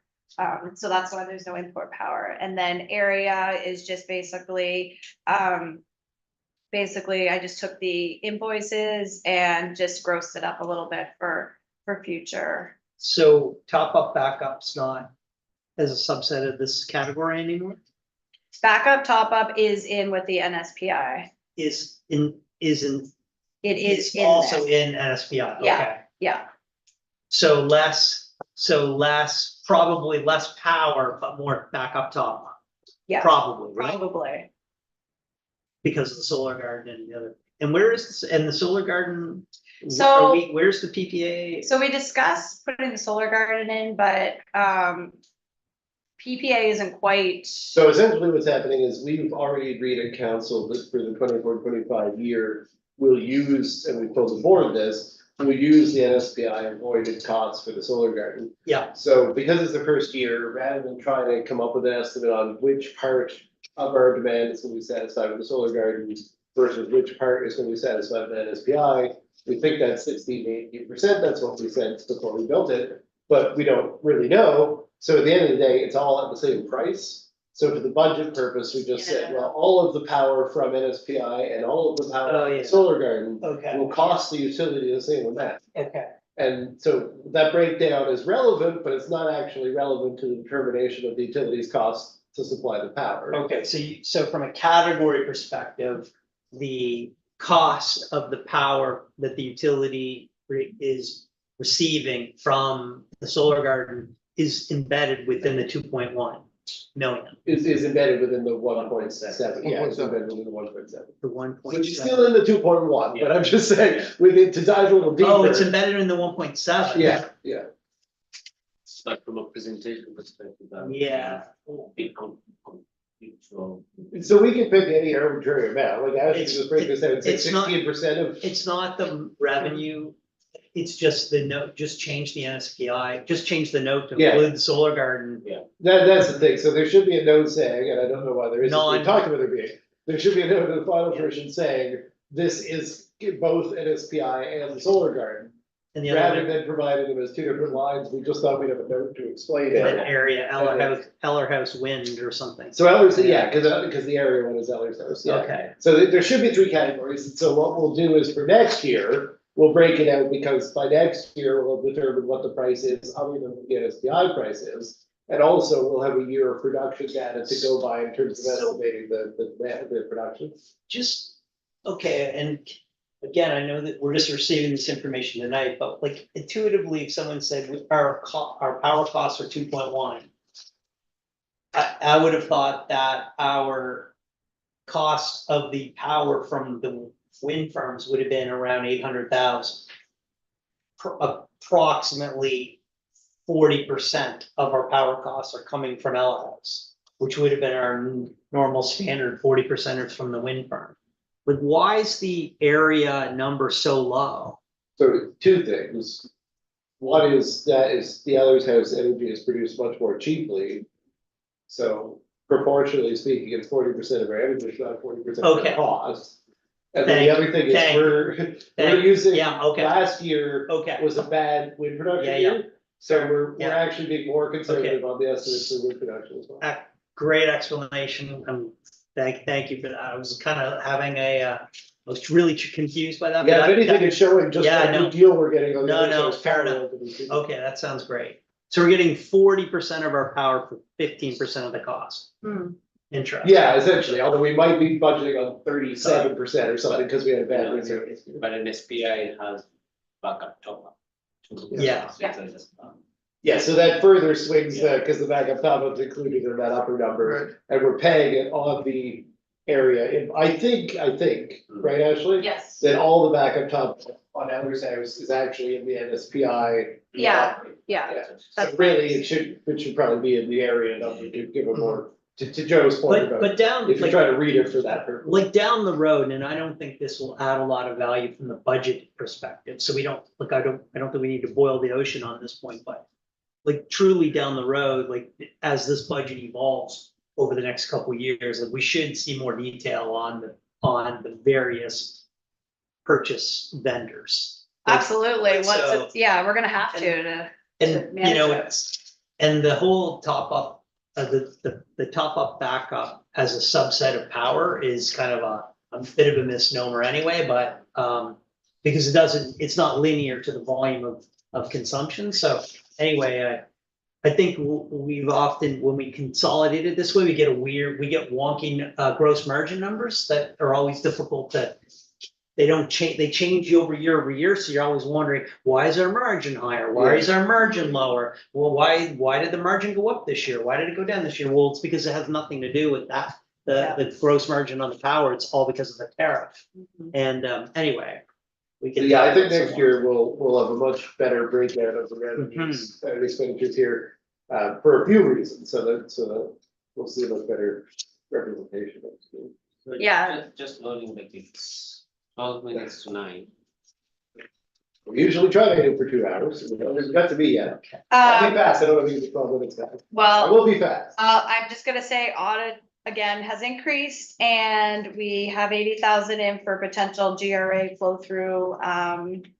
That's on page 76. Mhm. And that is all I'm gonna say. So where we ended up obviously is an improved position. Yeah. But it's still not, We're still, not thinking we're necessarily gonna break even. A lot of that is the continued high regulatory expense. Yeah. But, to be honest, we're gonna be probably playing Yeah. catch up for a little while. And, yeah, Over the next 2 years, with the board tries to push you back to, last year's absolutely defensible numbers, and by that time, they're already out of date. yeah, So we're gonna be going back for another GRA, within the next, what is it now, just within the next year, I guess. yeah, next one. Because they told us we had to come back within 2 years from our last one. so. Yeah, exactly. So I mean, we're trending in the right direction. So it's good to see, but, and with that, I will hand it over to the CAO. You know, on the electrical utility bill, it's like, you've got this very high regulatory cost, and then you've got this big, once a decade, you know, tree trimming, vegetation management. So it's not that the 2022 projections were wrong. It's just the world is, you know, coming out, like, we wouldn't have expected our tree trimming budget to go from $7,000 to 45 grand. Unless we decide to do, I mean, notionally, we could just wait and not spend that money and wait till a snowstorm comes and rips a bunch of lines down. It's a wise decision to proceed, but it just, who would have ever thought we were gonna have to spend that kind of money on those types of things? Who knew? Yeah. it's- 52 grand is real money for vegetation management compared to 7 grand 2 years ago. Anyway. And, yeah, and compared to the deficit of, you know, it's Oh. half of it. Fair enough. I mean, it's the fact that you can almost hit a break even while spending that much money is a sign of progress. It's just, how do you communicate the benefits of the rate increase to the ratepayers? Like the benefits are that we're running the utility and able to make those investments that we wouldn't have been able to make if we wouldn't have had the rate increase. And it's especially tricky because people compare it to NSPI, and NSPI has been sort of pushing forward a lot of their rate increases. So like NSPI's rate will take years to catch up to where it actually is today. Mhm. And people see our rates and they say, you know, well, your rates are increasing in a very transparent way. And NSPI's rates are not increasing in that kind of a transparent way. So prior year fuel adjustment mechanisms will hit future year rates. And, you know, all we can do is wait until they do and then attempt to catch up with them, so. So Ashley, if that's your operating budget, I guess I'm just gonna note that, well, we didn't get the cemeteries, did you wanna? We didn't, I don't know if, You had just mentioned you would like to highlight, I didn't do it, but there were just two things in the cemetery budget that were driving that big increase.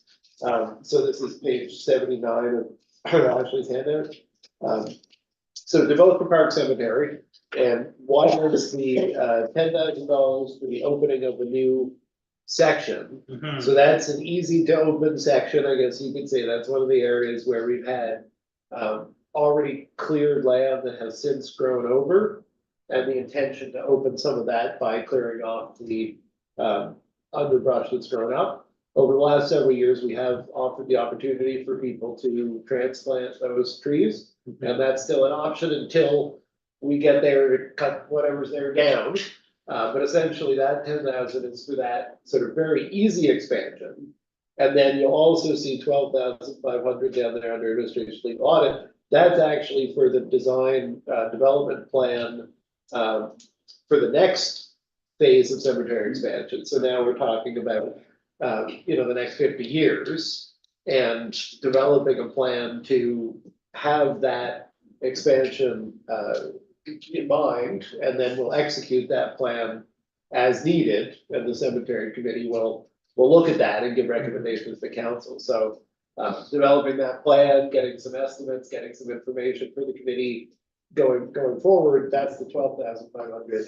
Doing another 50 to 100 plots in a fairly cost-effective way, that's the 10,000. So both of those are shown as contributing to a much larger grant from the town for Park Cemetery of 31,300.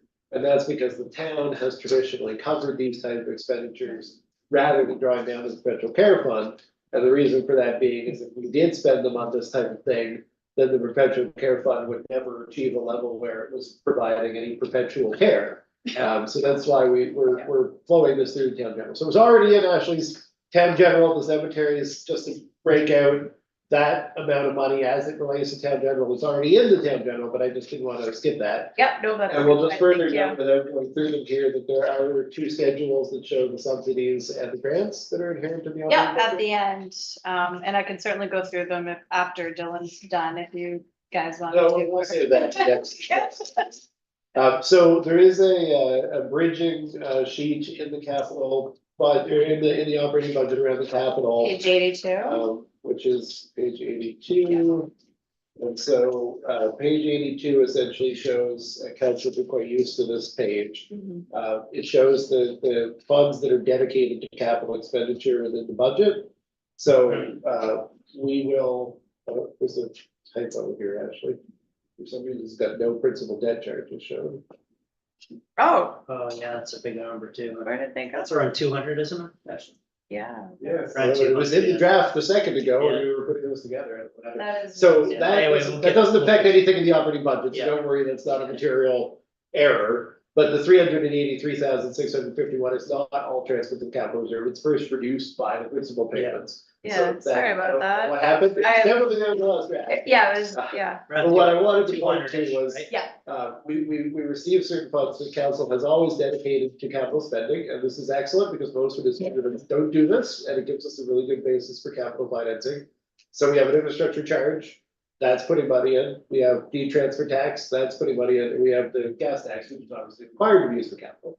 But the transfer tax is not required to be used for capital, that's a decision our council has made. And so what you end up with is $100,000 going to town equipment reserve, 25,000 going to the wastewater reserve, 15,000 for recreation reserve, and the remaining monies, which is an inaccurate number here, but is properly detailed elsewhere, Mhm, going into the capital reserve. mhm. So those are the income streams to reserves that are built into the operating budget. The operating budget takes that money and it transfers it over to fund capital. And you'll see it reflected on the status of funds, but it only represents the income part of the status of funds. So I'm not gonna go back to the status of funds, which is the very first document I presented, until I talk briefly about the expense side of the status of funds. And the expense side is, what are we doing in terms of capital projects and how are we paying for those capital projects? So with that being said, Eric, you can stop the screen share that you've got, and I'm gonna walk us through something else. So I handed out 3 documents, I'm gonna do as quick as I can. Yes, no, I need to be at night. I think I need to handle, but. You'll have to, I guess, we're gonna lose quorum as well, aren't we? I don't think it matters that we're losing quorum, because we've got. So, vote. No voting. Can I hand it over to you, Joe? Sure, Councilor Carver, do you want to take the honors? No. Sure, okay, sure. Alright, well, thank you, Deputy Mayor, I'm sorry, I didn't realize it was hired out. I think I'll get us through it pretty quick, but just so you know while you're leaving, this handout, the little piece of paper, this is just a couple of highlights I want to mention about accessibility and stormwater in the budget. And then this handout, which the digital version is easier to navigate, but I'm quite serious about making sure I have 12-point font, so here's the print version, you can look at the whole thing in 12-point font. The digital version is only 5 pages long, but those 5 pages are gigantic, so you have to zoom around. It's probably easier, but you've all got the printed version. And when we do make this public at the end of the budget process, there will be a version like this that anyone can run off. But I'm gonna walk through the new format of that briefly. I'm not gonna talk about the contents a lot tonight, I'm just gonna walk through the format. And the other document you all handed out is that confidential part of the operating, so thanks very much. Don't Okay. trip on me. We'll look forward to seeing you in the morning on next Friday, so we'll maybe a little bit more conducive. Yeah. All right, so talk briefly about this note about accessibility of stormwater. So we already mentioned that in terms of accessibility, in the operating side, the regional coordinator funding and $5,000 for initiatives. But capital projects with a focus on accessibility in the draft budget, subject to council approval, include Edgewater Street project having the multi-use coastal trail and Fairfield Bridge, so big improvements in terms of accessibility of active transportation on Edgewater Street. Crosswalk accessibility improvement project, 165,000, town hall parking and accessibility project at 90,000. Community sports field accessibility improvements recommended at 54,000, accessibility improvements to the Mike O'Connor Memorial Bandstand at 40,000. Pumper station renovation accessibility components at 147,000, and various improvements to infrastructure included in other major projects. So a lot of specifically accessibility focused spending in the draft capital budget. We will go through these. A couple of them have external funding associated with them. A couple of them have non-accessibility related scope associated with them. But just to show in terms of council's commitment to accessibility, there's a lot of stuff we're taking on that were direct results of our commitments made to the Lunenburg County Accessibility Plan and our local action plan and the audits we've conducted of our infrastructure that have identified these opportunities. And now we're trying to move forward with actually addressing them. And council will determine to what extent we can do that this year. And obviously, if we can't do all these projects this year, council will be able to push them into future years as we go through the discussion of the budget next meeting. Stormwater, similarly, we increased the culvert and ditching in the operating budget by 10,000, which Ashley already mentioned. The capital budget includes $903,485 in renewing, expanding the community stormwater management infrastructure, including major upgrades in the corner of Fairmont and Pine Grove Streets and on Main Street between Cherry Lane and the town boundary. So these stormwater projects obviously address a lot of the issues that have come up as hot button concerns in the community in the past year. And we've been in communication with residents in these areas. Culvert upgrades are also planned in many areas, including the major culvert on the unnamed water course on Y Street, which is now a designated water course in our land use bylaw, and flows through town infrastructure in Durhamsbrook. So there's a lot of stormwater in here. There was some unexpected stormwater that we dealt with in the prior year we'll get to, and there's even more in the current year. Again, all subject to council's eventual approval of the document. So that being said, I'm gonna share, oh, Suzanne, got her hand up. I hope it wasn't from too long ago. Oh, You were reading that so fast, I could hardly pick up anything, because I don't have those documents. Can you put Oh, yeah. copies in my mailbox and I'll have Ken pick them up? I've got the copies for you, so I'll put them in your mailbox on the way out tonight. Great. And I'm gonna share my screen now, if it'll let me. Oh, can you enable my screen share here? And I'll briefly zoom around the big version of the capital budget here. Which again, you all have as a very lengthy handout, which is, I think, mostly in the order it was intended. The one issue with the printing in the end, I got everything lined up in the order it was originally intended, except your first page got reversed, so you ignore the page numbers, but essentially you'll be able to follow it from the first page onwards. It should be in a logical order. Okay, so I can share No, it it's not. That's not at all. Said ignore the numbers. Let's see. He said to ignore the numbers. Ignore the numbers, Yeah. okay. Thank you. Okay, so this is what the document will look like if it is all, I'm just gonna follow the screen here, don't? yeah, I can't seem to make it bigger. Why isn't it making it bigger up there? There it is. You said it. You got her. It's delayed, I guess it's delayed. There it is. I'm gonna give it a second to catch up with you. All over the place. Okay. It's coming along. So yeah, the page numbers is what got messed up when I was trying to print earlier, so I'm sorry, if you're trying to look at print numbers, don't look at the page numbers. What you're looking at is what's up on the screen, so I'll explain how they relate, and if this doesn't make sense, I'll print you a new version, Benny. I know you're looking around panicked because we don't have page numbers, but I'm sorry, it's just not a document that actually has page numbers, it's a giant spreadsheet. So the spreadsheet up on the screen is the new presentation of capital budget. We've combined the 10-year and current year. We're trying to put everything into a good solid piece of information, but it does work better on a digital level, and I'm working on getting it optimized for printing. So what you've got is you've got a breakdown of all the capital projects by department, so the departments line up with the departments of the operating budget. So it's broken down with public works, transportation, general government, environmental development, recreation and culture, fire service, water utility, stormwater, wastewater, and electrical utility. So in the handout document, each of these has anywhere from 3 to 9 pages, depending on the number of projects entailed in each one. Those things should be in order. It should go in the order I just described. But in the, Still numbers on them, some of those, right? yes, the challenges, they're meant to be read sideways, so I'll keep explaining as I go if you don't mind. So the public works section at the top, so we just want to focus on one section so you can see what each of them looks like. The public works section includes projects that are broken down as follows. You've got prior year projects, those are the first group. You've got current year projects, and then you've got future year projects. And the challenge is, in order to have it come out that way, your first page of the printout works that way. So you're seeing the descriptions of each project. What you're seeing is the first page worth of information. So capital budget, public works, you've got the descriptions of the projects from prior years, current years, and future years on your first page of your handout. And then if you go to the second page and it's reversed. Okay, I got you. What you're, Oh, the second thing. Okay, there. I see Oh. what you got going on here now.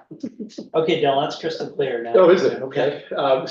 So what you're supposed to be seeing is those same prior year projects, current year projects and prior year, you're supposed to be seeing them. See, this is coming on the wrong place, because the one you should be looking at is actually this page, which says. Some of them are the front, some of the back. It's really. Yeah, I shouldn't have done a It's double really sided, messed that's up. really what messed it up, eh? I'm trying to save paper, but. Yeah, don't forget about the page numbers. Yeah, so what you Yeah. want, what you wanna see next, if you're trying to follow it this way, is this one, which is, I think, the fourth page, it says it's page 18 in the Yeah. corner. But that's the 18. one you're looking for, Yeah, which, this one, page 37 and 18. so, I give up. yeah, Penny, I really think it'd be a lot better if you just look at the screen. Yeah. Is that a Yeah. possibility? It's possible. Okay. Yeah, okay, yep. Public Works, sounds good. Yeah, so Nice. essentially, everybody's flipping around pages and there's not much point in me talking if nobody's listening, so I'm No. just trying to find a way to get everybody to understand what I'm pointing at before I talk more. So the rest of this page, as you scroll over on the screen, you've got this section that takes those same projects for which you have descriptions, and then it breaks down the current year, it gives you lots of information. It gives you information including the town source of funds for town contributed funds, the 2022-23 actual spending, the 23-24 budgeted spending, the 23-24 actual spending, the 24-25 budgeted spending, and then it further breaks down the 24-25 budgeted spending into whether that represents a renewal or an addition. So essentially, if we're replacing existing infrastructure, it's renewal spending, and if we're adding new infrastructure, it's addition spending. And this is relevant because the renewal spending is aimed at addressing our existing infrastructure deficit, whereas the additions are aimed at specific service level expectations of the community. So they're two different things. And then the 2024 external shows the amount of external funding applied against the 2024 budget. And the external is broken down to indicate whether it's confirmed or requested or intended. And that breakdown is defined in a legend at the bottom, and I will come back around to that. So what you're able to see there, and again, like, it's way easier to see in the larger document, but if you're looking at it in your handout, it's this one, is giving you the information that you would need to assess the prior year and the information you would need to assess the current year. By virtue of the printout, what happens is, if you look up at the screen, as I scroll to the right, the 25, 26 to 30 to 23, 34, Mhm. those columns, the future year, they have to be on the third page of the printout. Yeah, So yeah, I think Joe's got, yeah. So what happens there is that third page of the printout is ending up being page 37, yeah. which is the reverse of the sheet that we were on a second ago, page 18. So again, I will get this printed out in a way that works for people who need it printed out. But what you're really just seeing is you're seeing across the table, Mhm. the three sections that are necessary to show at 12-point font all of the information. So you've got 3 pages representing the cross section of Public Works. Mhm. So if that makes sense, you then have the same treatment for each of the other department areas that I mentioned. Again, on this one PDF document, and you all have the PDF as well. In this PDF document, you can just scroll down and it's all on the same page. So there's a lot of benefit to looking at it that way, but it's all here. You just have to read across and then read down, is essentially what you're doing with the printout. So all that being said, I don't intend to go through all the projects, but I'll just note, because we have this presentation that gives you the full 10 years, what you're really looking at, if you're interested in the current year, is those projects that are in the middle. So the blue ones prior year, the orange ones are future year, the ones in the middle are the current year. So every department area has a current year. And that current year information is what's reflected in the 24-25 status of funds. Gotcha. So if you're just looking at it with respect to the public works section still, what you can see is the current year public works spending is 579,000. So I'm just zeroing in on the screen up above for anybody who's looking at your screens, 579,000, just so you can understand how to read this document. that 579,000 is the current year, 24-25 budgeted public works initiatives. And it consists of 4 initiatives.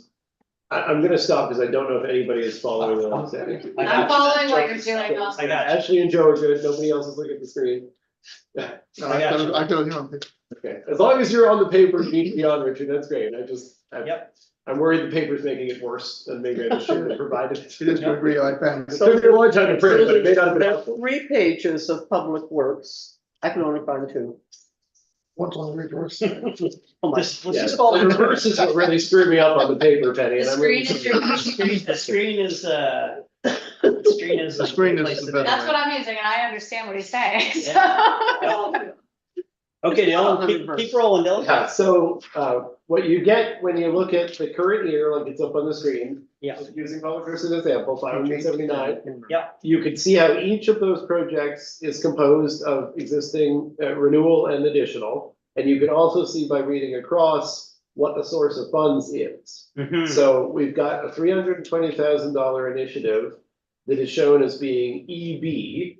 There's a legend at the bottom, but EB is for external borrowing. Okay, So that project, if you read it from one side to the other, and for anybody watching up on the screen, I'll scroll it from one side to the other. It's the Public Works Garage Office Project, project number 1, current year Public Works projects. Mhm. The description is build, renovate, acquire public works and utility facility. It should just now say renovate. I'll fix that. Some of the descriptions are a bit old. And the cost is $349,000, which represents which represents 29,197 spent 2 years ago on a bunch of pre-design and engineering work that the Yeah. council commissioned.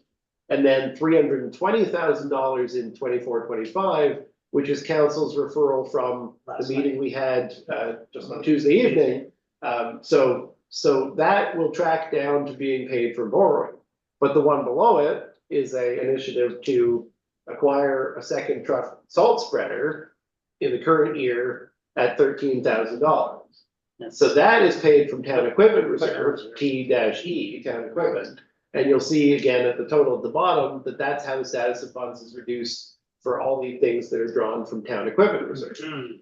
A further bit to show here is you'll notice 26,000 is the 10-year total, right? So that's not an error where I double counted the 13. What that is $13,000 in 29-30, fiscal 29-30, and that's replacing the other attachment. So we're buying a second attachment, a second salt spreader, and then the first salt spreader, we'll have 2, needs to be replaced in 29-30. Mhm. And so the longer term is getting us to see the life cycle of these assets as well, Mhm. and that's quite significant.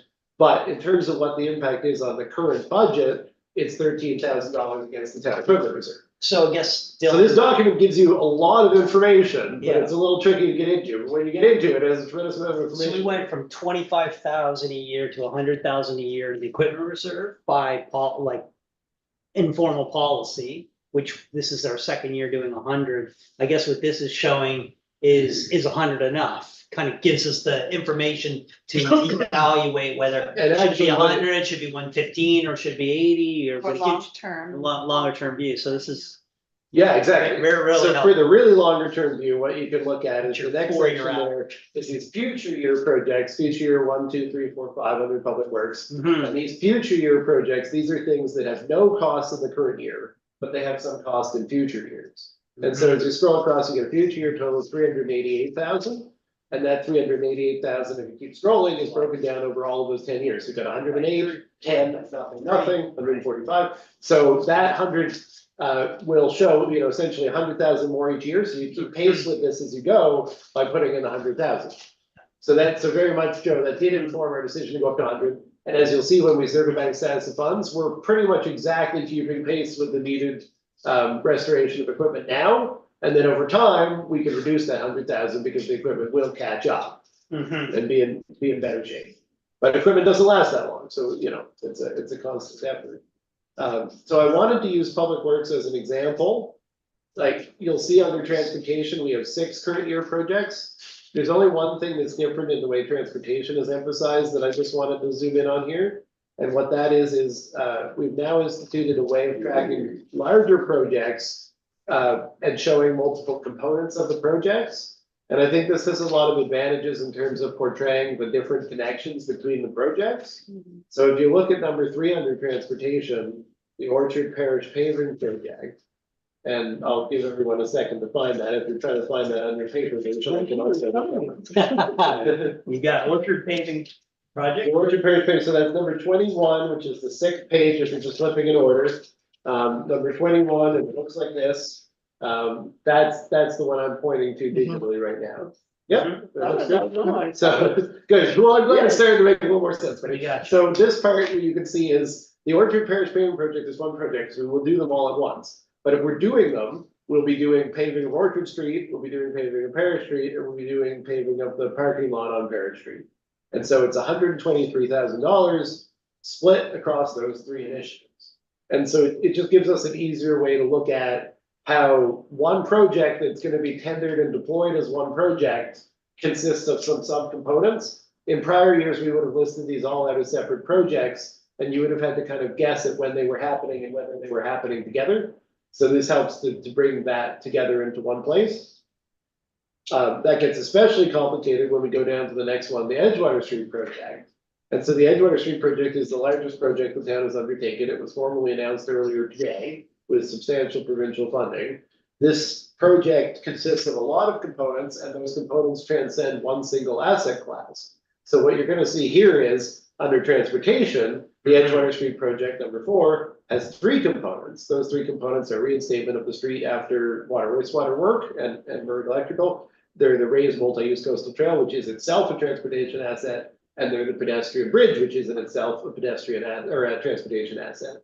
So what you've got there is you've got the total of Edgewater Street project as transportation at 3.98 million over the course of the 10 years, or in the current year, 422,124, which represents mostly engineering costs. And then you'll see in the external column, this is one with external, so the 422,124 is offset by 303,500 in external funding. So that's significant to tracking the impact on the current year status of funds, which nets that out and just gives you the effect on the status of funds net of that external funding. So it's all here, but what you need to know for your status of funds is the net effect of all of this on that. And what's missing here, and it was just a factor of time, I'll fill it in by the time we get the final version, is how the external relates to the 10-year cost. So that's this empty column next to the 10-year cost. That empty column will be filled in with the 10-year external contribution. I just didn't have time to get to it, and because it doesn't affect status of 2023-24 or 24-25 rather, it doesn't affect the current year. I just put the current year external column in, and I'll put the 10-year external column in later because it's still relevant. It's just not changing this year's numbers. So another thing to note is on this sources of funds, just because we happen to be pointed at it, we've got the crosswalk improvement, crosswalk accessibility improvement is number 6. And if you look across at the source of town funds, it's SSGF with an asterisk, and that's the Sustainable Services Growth Fund. And I'll explain the asterisks when we get down to the key and the impact on status of funds. So I said I wouldn't take too long. I didn't think I would go through the specific prior year, current year, all that yet. We'll do that when we get to the discussion next time. But you've got it all in context. And what I just wanted to talk about was the summary, how this all comes back to, and I don't think the summary is attached. So I'll send out the summary separately. I'm gonna put it up on the screen because I have it. And I just realized I don't think in the course of all that printing gobbledygook that it actually printed out properly. It's a single page. So I'll bring it up. So this has been all sent out to us? Or will be sent out to us? Yes, pretty naturally, yes, it has. So the way it comes out to you is what it looks like here. Yeah. A big thing that you can scroll around on. Can I have a lesson in how to sort the paper? Yeah, so I can redo the paper so that the page numbers and stuff make sense. If you want a paper version with like a little bit more coherence to that. You Well, can come I pick mean, up I a can't paper even version. find the 3rd page of the public works. We'll get it. It's in there somewhere. Oh, there it is, there. But I can redo it and you can come pick it up Yeah. on Monday if you want Okay. to. Yes, please. Okay. Yes. Yeah, that was just tonight and running out of Yeah, time. yeah, so I'm okay. sorry about that. Things are I always. think thing. I think the summary's on page 10 of the original document. Of the budget? the Oh, capital the summit? status of funds, I think. Okay, well, the status of funds is one half of it. I'm just gonna show, Okay. yes, you're right, Suzanne, that's where I'm going. That's the eventual place where it's going. I'm just gonna quickly show the breakout of the, capital on. Yes. So this is the document. Penny, there's no way to follow this one because I didn't print this one out, so I'm just gonna put it up on my screen. Well, I'm disappearing anyway because my computer's dead. I'm not gonna plug it in. Oh, Okay. Okay, But I do appreciate the attempt at making this bigger on paper. well, thank you. I know it doesn't quite work out. I really do try to make sure that I always provide something that meets our accessibility guidelines around the printout. Yeah, well, I'm very much needing them, so. Well, and I know there's people in the public who would as well. So I'm just gonna share this key that didn't for some reason come out as part of the printing. And it's right here. So this document that's coming up on, I'll make it bigger. This document that's coming up on the screen now, every one of those lines that showed the source of funds, everything that showed the source of funds, there's a formula that goes through and it extracts all of the current year 24-25 numbers that are for that source of funds, and then it nets out the external funds associated. So this is the net impact on various sources of funds. And this maps through to the status of funds on the operating budget. So this is the breakout that then maps through to the operating budget, and I just wanted to highlight it for a couple of reasons. One is to say, we are projected here as doing everything in this capital budget for 24-25. If council goes through and says, as I expect council will do, as we do every year, let's move some of these things off into the future, then that will reduce these numbers or impact these numbers. I have made judgment calls about which projects we would borrow for, which projects we would apply against certain accounts. We could change those. That's part of the discussion next time. So council might say, well, we want to do this project in this year, but we'd like to have the source of funds be different from what's been shown. Can we change the source of funds? Or you might say, we want to do this project in the future, but we don't want to do it now. Let's shift it into the next year. Those are all things that can be changed. It will change this resulting breakout. And so then when this gets updated, it will spit back out and tie back to the status of funds on the operating. And so that's how you can see how everything comes together, capital and operating, everything comes together on the status of fund sheet where it actually started and where we'll come back to in just a second. I just wanted to explain the asterisks here. Asterisk number one, if reserve is reduced to zero, overflow to capital general. So this is where the SSGF $271,071 is the balance of the Sustainable Services Growth Fund. So that $271,071 is actually required to be spent on eligible projects by March 31st of 2025. So I'm going to spend it according to this budget. On something There's plenty of eligible eligible. projects, Okay. so I'm just gonna get it done. Yeah, that's important to know. We talked about Yeah. different places we Yeah. can spend it, but we'll have to spend it on some of these projects. So it's, what I've done currently is I've applied it to just 2 projects because they're large. High probability. Well, I guess 3 technically. High probability of finishing. The washrooms renovations Uh-huh. and the crosswalk improvements. So Okay. right now, those are the things that it's attached to.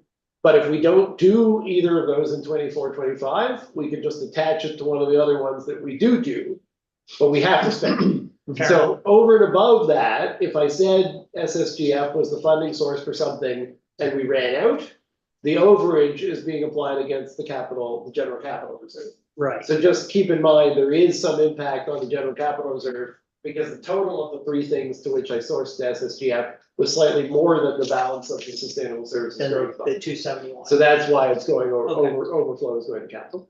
The second asterisk note is with respect to the Canada Community Building Fund, which is the gas tax. Essentially, I didn't go through any of these and say, let's put it to gas tax. I said, let's put it to capital reserve, understanding capital reserve includes the gas tax. And then when I got to this breakdown, I said, apply capital reserve to gas tax first, and then to gas, and then the capital reserve. So what you end up with is 601,666 to gas tax, because that was the balance available for gas tax. And the overflow of that, the 256,168 capital. I guess, and the salient point on that is that the gas tax reserve is premised on the basis of us receiving the receivable. Which is Yeah. still, so there's some time. And we could always do There's it some as time in a there. due back to that from Yeah. capital, and Yeah, there's yeah. a number of different ways, but I guess the principle for me was that it's better to use, if we're gonna use either reserve, and obviously council will probably remove some of these projects in future years, we We won't wanna use all use this, the but gas. if we're going to use it, we wanna use the gas tax Yes. before we use our own source Because capital. we have less At flexibility. this point, gas tax is almost allowed to be spent on anything. It's pretty much as flexible as just money in your They pocket. even changed the name to allow us to do it. Yeah, yeah, but the reporting on it is kind of annoying. So you want it to be put on the least number of projects possible, so that Ashley doesn't have to provide a whole bunch of reporting on all the projects that are going to it. Because we do still have to report when we draw down our own reserve. They've given us the money, but we still have to report on it. So, it's pushing 9:30 and, I think this has been Cut it off before the triple asterisk on perpetual care. I thought that would be the most interesting. believe me, that is one of my favorite topics. Dylan and I are really into this. Even wait till we even can talk about that tomorrow at the cemetery committee. Yeah, Um, so we'll have to come up with terms to loan $200,000 Yeah. from perpetual care. But I'm proposing the perpetual care does loan town general $200,000. And we'd come up with terms that would ensure perpetual care Is would make back the made whole. interest they would have made had they had it in the bank. But rather than paying the bank interest, we pay ourselves interest. No, fair So enough. that's the proposal there. And then the very last thing, Jody, I'm gonna cut you off. No, go Is for it. this key on the external committed, sought and projected? Wow, So just to understand So good. the external committed, and this is only for 23-20 or 24-25, right? The external committed is the green, that's the 5.3, but external sought and external projected are still monies I'm hoping we will get. I'm just not showing them as confirmed. In the bank. And remember, this external of 5.66 is for the current 24-25. So if I've taken something like the Edgewater project and I've only put the engineering and design part in the current year, Mhm, then external here is only in relation to that. mhm. There's a whole bunch more external in relation to the construction going on in 25-26. And that was the column I said I hadn't had time to finish. Yeah. I will finish it before we finish the budget. I noticed on social media today, there was some commentary about that, the additional 1.3 that's outstanding. So like there's more potential good news coming down the pipe. We haven't, it's just not. And I didn't even done put yet, that so- 1.3 in the, I'm considering that a 25-26 not confirmed. Right. And hopefully it'll be confirmed before we get It's to just- 25-26. It's difficult to get that long-term funding strategy rolled out in an elegant press release today. Sure. When you're so thankful for the significant funding we've received, you can't really just say, oh, by the way, like the missing block of funding is from, we're also waiting for some Yeah, other. it was so- great to get positive feedback on everything before Yeah. 25-26. So we've got some committed now, We'll have- we'll have more committed next time. We'll have lots of time to make. So the final shoot of the whole thing, and we'll get done by 9:30, it's only gonna take 2 minutes. Go to Is to go back to Ashley's original screen share and go back to the status of funds, this very first Page thing 7. that was presented, so you Mhm. can do that, Eric. And this is how you tie the whole thing together and explain that notionally, we could act, I have to do it Posting now. responsibilities back if you want. Notionally, we could actually afford hosts and panels, okay, everybody should be able to do it now. Mhm.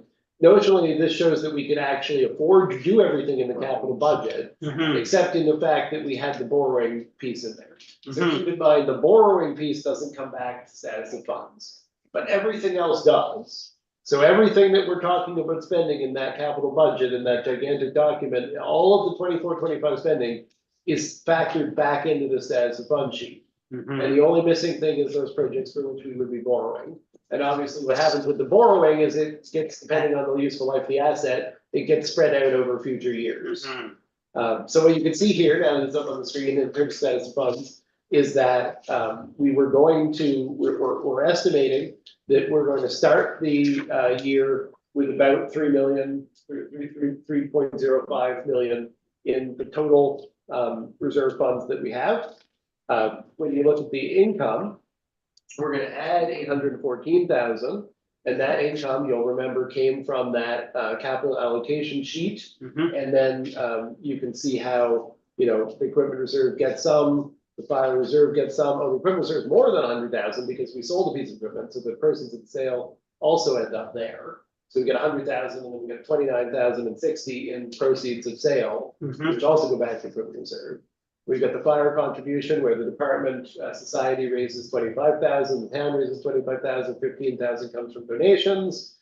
We got the operating reserve transfer, that should be 54. Ashley, can you catch that? That was a mistake.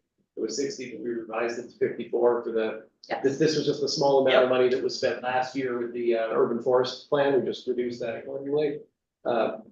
CCB, so everything that we talked about is in here. And then the expenses column is what we just talked about on the capital side. Mhm. So this is the total expenses, just like the sheet I just showed, that shows the end of all of that capital, and then it tracks over here, and these are exactly those same numbers. So what you can see is we're talking about spending a considerable amount, considering it's a gigantic capital budget, we're talking about spending 1.84 million. So you've got an opening at 3.05, you've got a contribution of 0.8, you've got a spending of 1.84, Yeah. and then what you have is the estimated balance at the end of the year of about $2 million. So in the course of the year, the ins and outs, all that, a lot of units wouldn't even really show that, but this provides you with a great transparent way to track it. What you're really saying is, we're gonna spend about $1 million net on capital from own source in order to leverage all that external money and accomplish all those projects. So I'm sure this will come out in our next conversation. So like Ashley, like the debt schedule that drives the $200,000 of principal payments that we have to add back into that drawdown. So what I can't recall is just like how much debt that's carrying. Like the 200,000 in print payments is on what base? I know you've got the schedule around somewhere. At least I think I've got a copy of it from last year. I guess the question is now, if you add another 5 million to the debt schedule, which drives how much more? Like so as we've talked about many times, like we had a very preliminary conversation about the tax rate. And the tax rate covers all of our operating expenses, but it doesn't cover it almost covers none of our capital investments. So in the fullness of time through this process, we just need to make sure we have visibility on revenue sources that covers the CapEx. Because if we add 5 more million in debt, and that requires another $150,000 a year of annual payments, like sooner or later we run out of capital unless we get more income. So I'm optimistic because we haven't talked about new revenue sources, i.e. the solar garden. There's other sources of revenue that we're gonna benefit from. So, and we may, area dividend or detransfer tax or other things that are all moderately stated. So Yeah, anyway, but it's a good point. It's a good point for future analysis on exactly how much debt we could take on. before you completely exhaust the capital funds. Yeah, exactly. Like, Yeah, I think there's a whole bunch of different things to take into consideration. I mean, that debt goes across water and electrical in general. So you've got some debt going to water and electrical, and some debt going to general. Yeah, And then within the debt, and Yeah. fire is Yeah. separated now. yeah, And so you take out the fire, the water, and the Yeah. general, and the electrical, and then when you're left with the general Yeah. part, and then you consider what is the lifespan of the assets being borrowed for.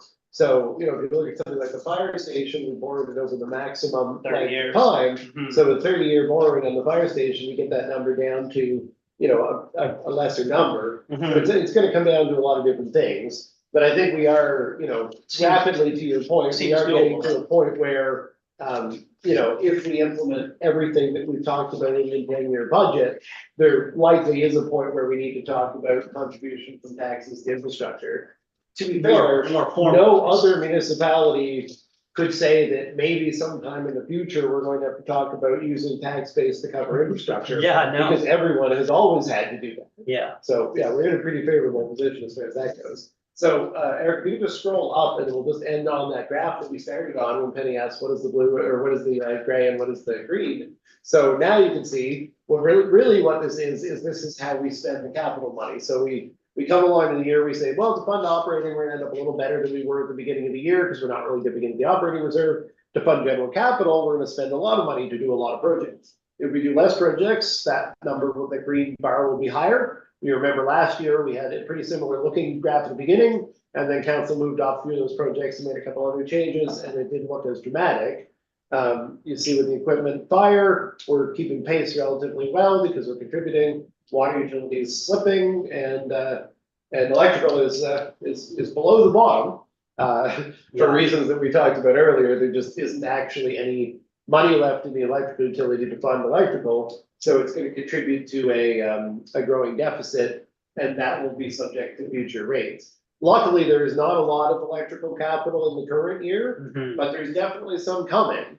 And so that will be a subject for discussion when we go back to the board, is if we have upgrades, if we have voltage regulators, if we have line upgrades, that's gonna further add on to the pressures on the electrical rate. And we'll confront that, the rate study next year. Okay, excellent. So that's the whole thing. Sorry, I thought we'd get done by 9, but we weren't too far off. Sorry, I talk a lot. It's okay, Yeah, no, I sorry. think that's an excellent place of, just before we wrap up, what's the cadence of the next 2 meetings or 3 meetings? 19th and 26th. So 19th it's and next Friday 26th. and it's the Friday after. Yeah. Okay. 9 So the a.m. thought with next Friday is we have an opportunity to go to the closed session. I think it makes sense to go into closed session early in the meeting, Uh-huh. so that we have everything's been discussed, everybody has full picture. And then we come back in and we talk about, are there any areas where council would like to modify the document? Mhm. And people should come equipped with thoughts about a capital project that they maybe don't favor moving ahead with this year, or other changes they might like to see. Mhm. And then Ashley gets some direction from that meeting. The direction is to revise the draft. And so Ashley's then able to turn around the draft that you will receive by email before the next meeting on the 26th.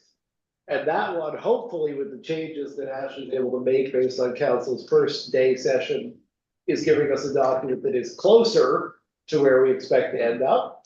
Another thing we can do between the two is we can set the grants cap, and then we can get a recommendation on the expenditure on the grants. Gotcha. So hopefully on the 26th, what we're looking at is a revised draft version of the budget that is close enough to where council wants to be, that we can do a motion to recommend it to ourselves as presented, or a motion to recommend it to ourselves as amended. If we're close enough, but there's a couple more amendments, you can always do it that way, and we do this often with policies and things. Gotcha. Then it would go to the next regular meeting of council for the formal approval typically.